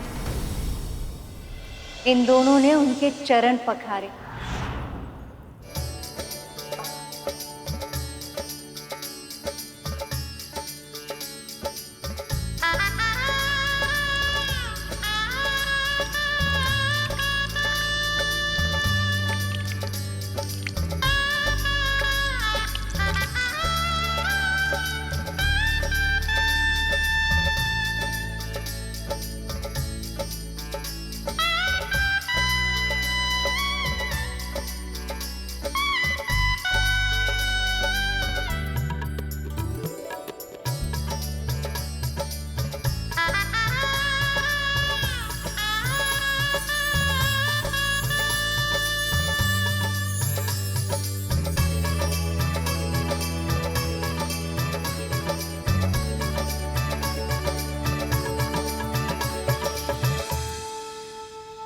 वर वधू एक दूसरे को वरमाला पहनाइए।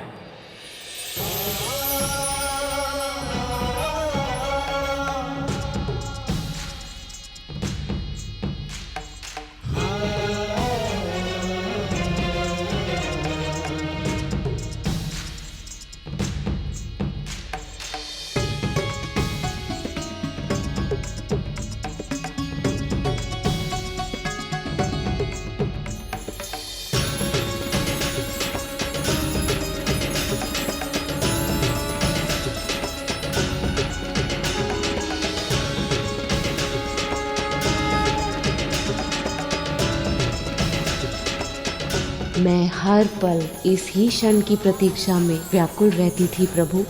मैं भी बड़ी आतुरता से इस क्षण की प्रतीक्षा कर रहा था प्रिय। आप ही मेरी शक्ति है, आपके बिना मैं अपूर्ण था। देवी पार्वती और महादेव ने अग्नि के सामने फेरे लिए और एक दूसरे को जयमाला पहनाई। इस प्रकार उनका विवाह संपन्न हुआ और दसों दिशाओं में प्रसन्नता छा गई।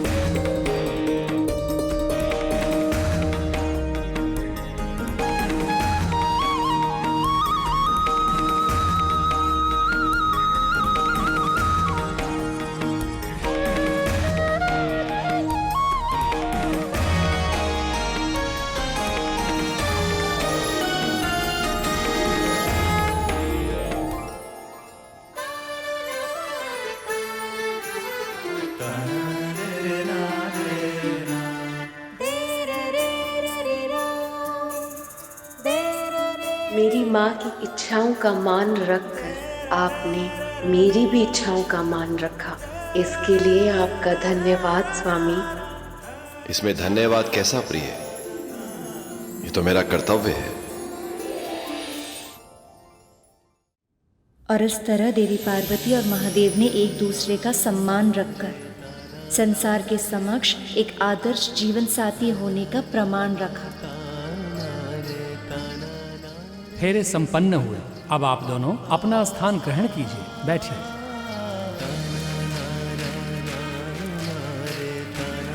कन्यादान के लिए वधू के माता पिता आगे आए।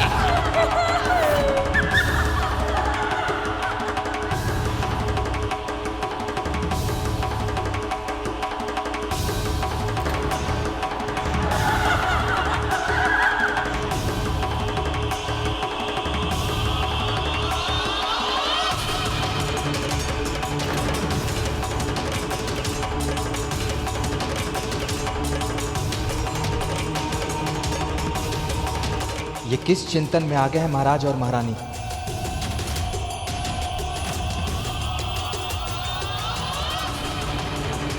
महारानी मैना और महाराज हिमवंत पुनः हिचक रहे थे प्रभु। किंतु महादेव से अधिक संपन्न तो तीनों लोकों में कोई नहीं है। तीनों लोकों के स्वामी वो स्वयं ही तो है। और अब तो ये बात वो दोनों भी जानते थे, फिर किस कारण चिंतित थे वो प्रभु? ये सब महर्षि नारद की करनी का परिणाम था मूषक जी। पर प्रभु, वैसे तो महादेव और देवी पार्वती के विवाह में अड़चन उत्पन्न हो गई, परंतु इस शंका के कारण महाराज हिमवंत और महारानी मैना ने विवाह रोक दिया। तो ये क्या हो गया मुझसे? एक अनर्थ रोकने की चाह में मैंने एक नई अड़चन को उत्पन्न कर दिया। हिमालय पर्वत की रक्षा करने हेतु महाराज तथा महारानी के मन में महादेव के लिए शंका तो उत्पन्न कर दी महर्षि नारद ने, पर उन्होंने ये सोचा ही नहीं कि शंका उत्पन्न तो शीघ्र हो जाती है, किंतु उस शंका से मुक्त होने में हृदय को बहुत समय लग जाता है।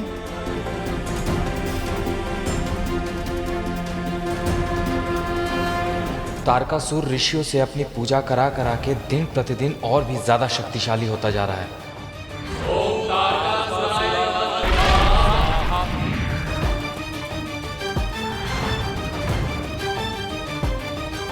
यदि इस विवाह में और विलंब हुआ तो तारकासुर खुद को इतना शक्तिशाली बना लेगा कि उसे रोकना संभव हो जाएगा।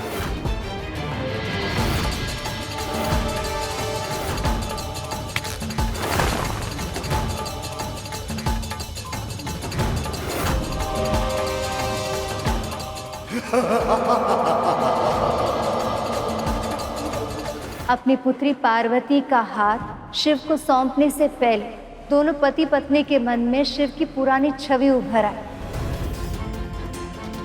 पर उस कामेश्वर रूप का दर्शन करके दोनों ने अपने मन को शांत किया और फिर संशय के साथ कन्यादान किया।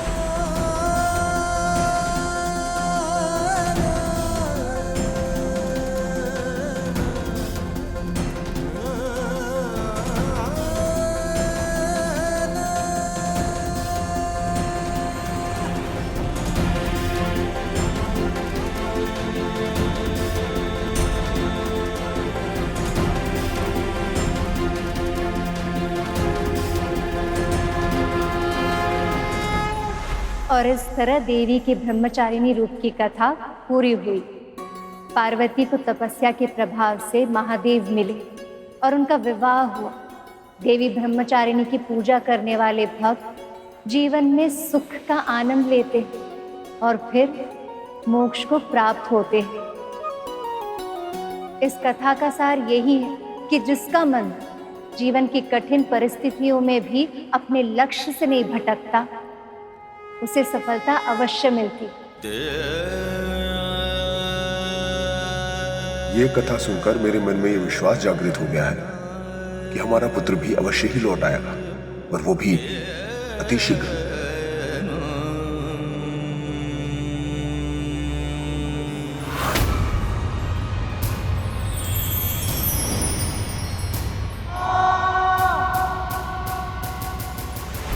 मेरे अहंकार के कारण मैंने प्रभु का वाहन बनने का एक महान अवसर व्यर्थ कर दिया था, किंतु इस व्रत को पूरा कर पुनः उस अवसर को जीवित करने का प्रयास करूंगा मैं। चलिए देवी ब्रह्मचारिणी की आरती करते हैं।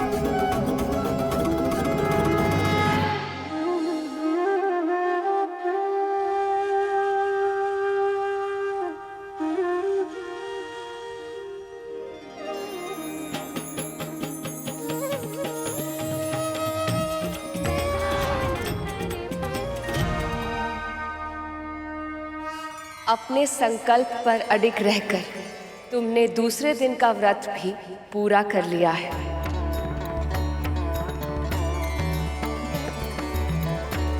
पर ध्यान रहे गरुड़, केवल भूखे रहने से और पूजा पाठ करने से व्रत सफल नहीं होता। वो तभी सफल होता है जब साधक अपनी इंद्रियों पर पूरी तरह से नियंत्रण प्राप्त कर ले और मन से, वचन से, कर्म से किसी को भी कष्ट ना पहुंचाए। आपकी हर सीख मेरे लिए जीवन का दर्शन है माँ। आपके हर आज्ञा का पालन अवश्य करूंगा।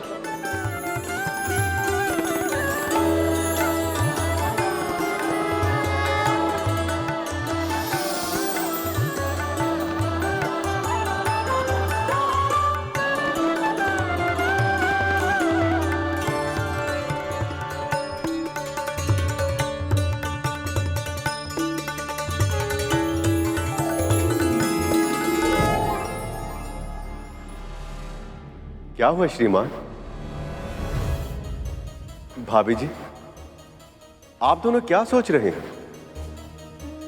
पता नहीं क्यों आज बहुत दिनों बाद मन में फिर एक आशा की किरण जाग उठी है भैया जी। क्या ऐसा संभव है कि माँ भगवती हमारी भूख क्षमा करके हमारा खोया हुआ पुत्र हमें वापस लौटा दे?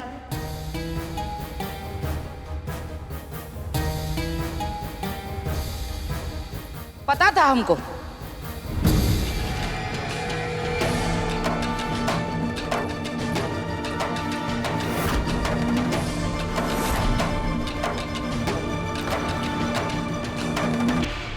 ये विचित्र स्त्री कौन है प्रभु, जो कथा के मध्य में विघ्न की तरह आ गई? मूषक जी, यही तो है जिसने शास्त्री जी के जीवन में विष घोला है।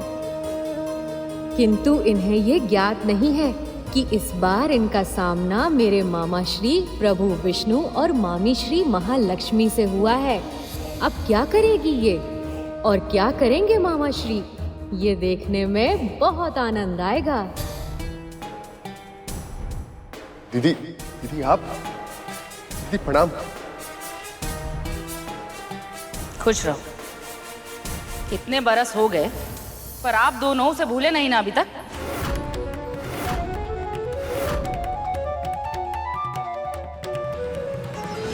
अब जैसे ही हमें पता लगा कि आप दोनों के घर में कथा हो रही है, हम तो चौंक गए। अब हमें तो यही ना लगता था कि पुत्र के जाने के बाद आप दोनों का जीवन जैसे नीरस हो गया हो। फिर अचानक से ये हृदय परिवर्तन कैसे छूटे? हृदय परिवर्तन नहीं दीदी, ये तो इन भले मानुसों की संगत का प्रभाव है।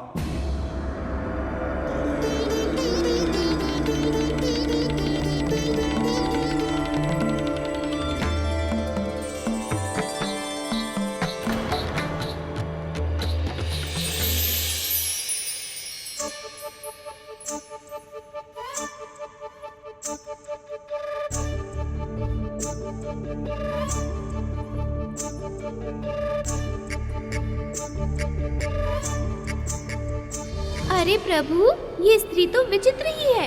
अब ये ऐसे क्या विचित्र संकेत कर रही है? वो मामी श्री को उनके पांव छूने का संकेत कर रही है। क्या उनके पांव, जिनके समक्ष समस्त संसार नतमस्तक होता है? विनाश काले विपरीत बुद्धि।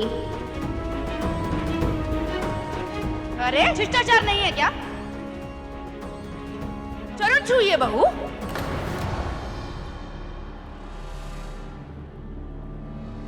परंतु बड़ी तो ये है माँ जी। माँ जी नहीं,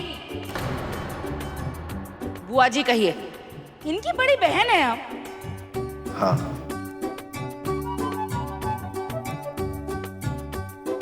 बड़ी तो ये लग नहीं रही है। आयु क्या होगी आपकी भला? आपकी जितनी होगी। वास्तविकता तो ये कि जो सदैव प्रसन्न रहते हैं उनकी आयु का पता नहीं चलता।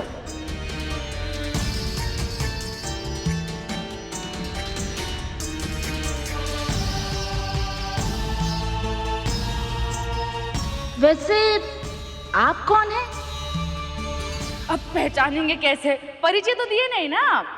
जी, मैं कांता और ये मेरे पति और वो इनके शिष्य सुपर्ण। हम सब ने यहाँ तीर्थ के लिए आए। हाँ दीदी। और कहाँ से आए हैं आप लोग? केदारनाथ से।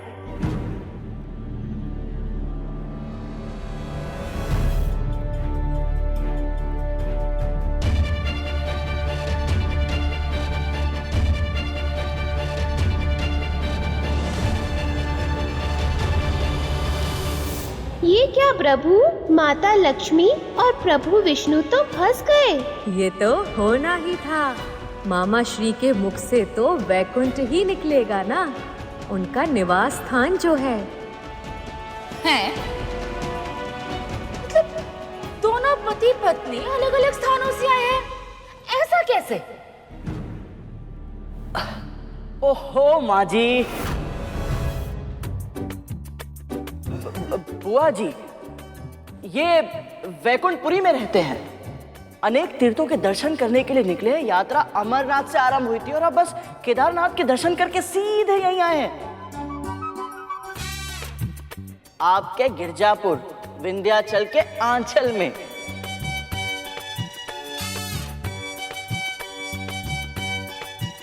इनका तीर्थ यात्रा करना उचित भी है, आयु जो हो गई है।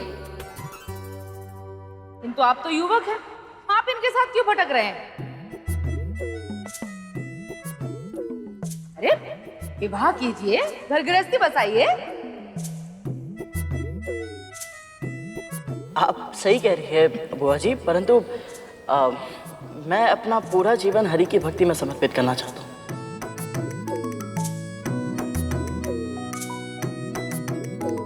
पागल हो गए हैं क्या? है? इस युवा में हरि भजन करेंगे? आपके परिवार ने नहीं रोका आपको? नहीं नहीं, मेरी माँ ही मुझे हरि भक्ति की प्रेरणा देती है। बड़ी विचित्र है आपकी माँ। लगता है उन्हें आपसे स्नेह नहीं है, तभी तो ऐसे अपरिचित लोगों के साथ आपको संसार के धूल छानने के लिए भेज दिया है ना।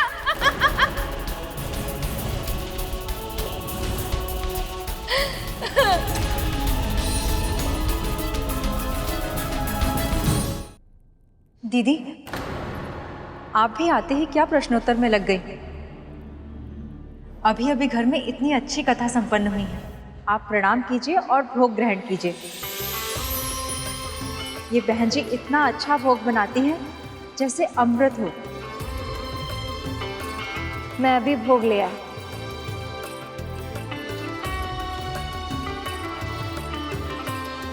टूटे, तुम भी बड़े विचित्र कार्य करते हो। पहले पुत्र को घर से निकालने से पहले नहीं सोचा, और अब अपरिचितों को घर के भीतर लाने से पहले। अरे ऐसे ही अतिथि बनकर आते हैं और फिर घर वालों को बाहर निकाल के घर पर नियंत्रण कर लेते हैं। ऐसा नहीं है, वो बहुत अच्छे लोग हैं, बहुत ही धार्मिक लोग हैं माँ भगवती की कृपा से, और बहुत अच्छी अच्छी बातें भी करते हैं। वही तो कह रही हूँ मैं, जो अधिक अच्छी अधिक मीठी बातें करते हैं, वही नींद में आपका सब कुछ लूट कर ले जाए तो क्या कीजिएगा भला?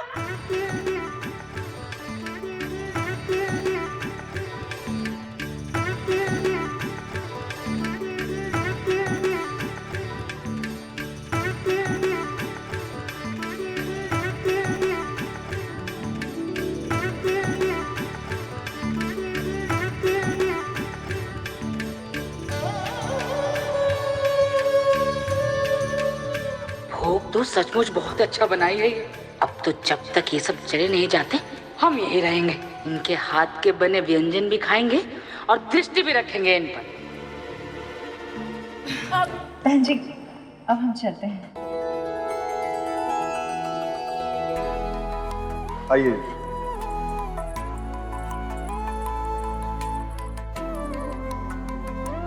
माँ, प्रभु, बुआ जी तो बहुत ही नकारात्मक बातें करती है। यदि ये कथा में आई तो इनके विष से कोई ना कोई विघ्न अवश्य पड़ेगा, और कथा का वातावरण भी दूषित हो जाएगा। यही तो तुम्हारे संकल्प की परीक्षा है गुरु। इस संसार में व्रत करना इसलिए इतना कठिन है क्योंकि यहाँ तरह तरह के व्यक्ति होते हैं और वो तरह तरह की कठिनाई उत्पन्न करते हैं। जितने व्यक्ति किसी अच्छे कार्य में साथ देते हैं उससे कई अधिक व्यक्ति उसमें बाधा उत्पन्न करते हैं।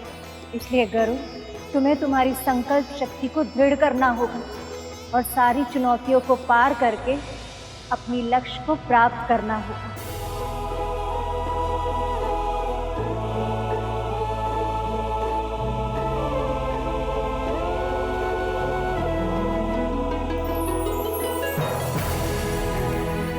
हे माँ, मुझे शक्ति दीजिए ताकि मैं इस परीक्षा में सफल हो पाऊं।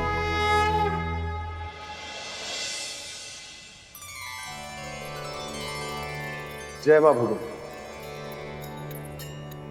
जय माँ विंध्यवासिनी, जय माँ भगवती। वो बुआ जी नहीं आई आज?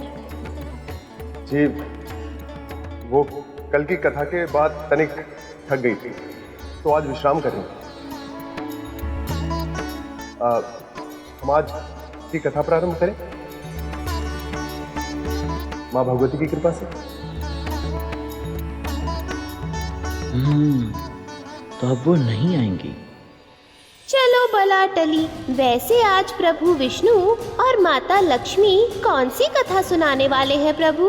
वही जिनके आगमन से जीवन में अलौकिक ऊर्जा का अनुभव होता है।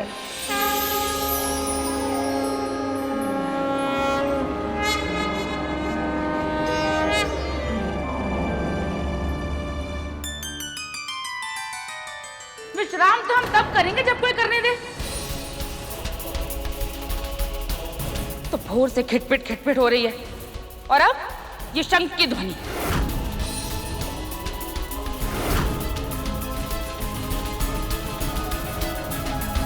प्रभु, बुआ जी को तो किसी भी वस्तु या व्यक्ति से प्रसन्नता ही नहीं, ऊपर से किसी को भी अपमानित करने का कोई अवसर नहीं छोड़ती। सत्य कहा मूषक जी आपने। हम लोगों से या स्थान से पीछा छुड़ा सकते हैं, किंतु अपने कर्मों से नहीं। बुआ जी को भी उनके कर्मों का फल अवश्य मिलेगा। कीजिए, आराम कीजिए। अब उपवास तो हम रख नहीं पाएंगे, तो कथा अवश्य सुनेंगे। जी।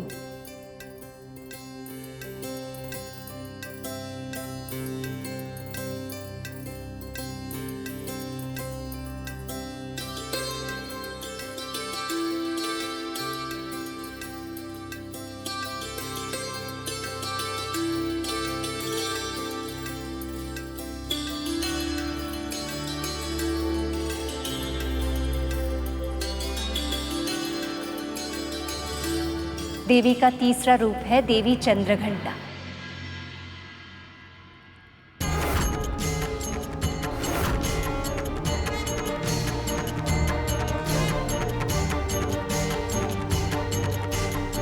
नवरात्रि के तीसरे दिन इनकी पूजा की जाती है। इनकी पूजा करने वाले भक्त को इस मायावी संसार में रहकर भी अलौकिक वस्तुएं दिखाई देती, अलौकिक ध्वनि सुनाई पड़ती है।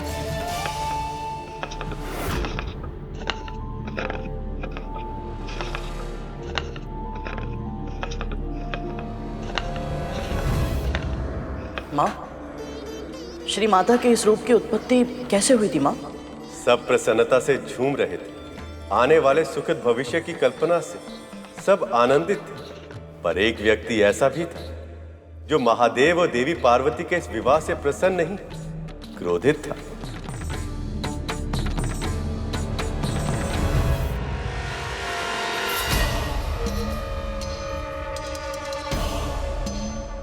महादेव शिव और मां पार्वती की।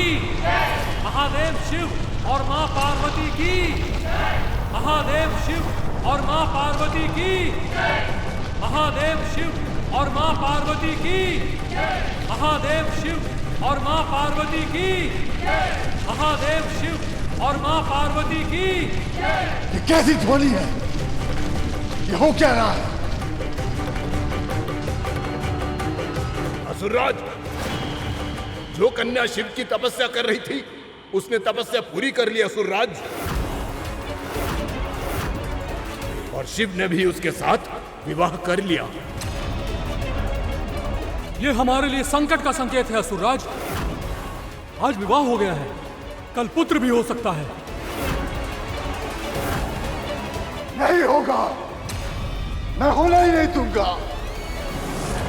भले ही उन दोनों का विवाह हो गया हो, परंतु उनका मिलन अधूरा ही रहेगा।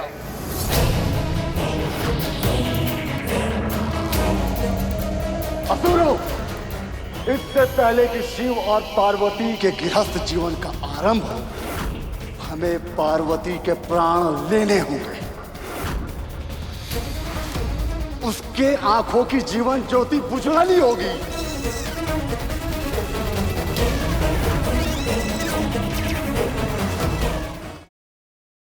पक्षीराज गरुड़ के साहस भरे कारनामे देखने के लिए चैनल को सब्सक्राइब करें और साथ ही बेल आइकॉन दबाना न भूलें।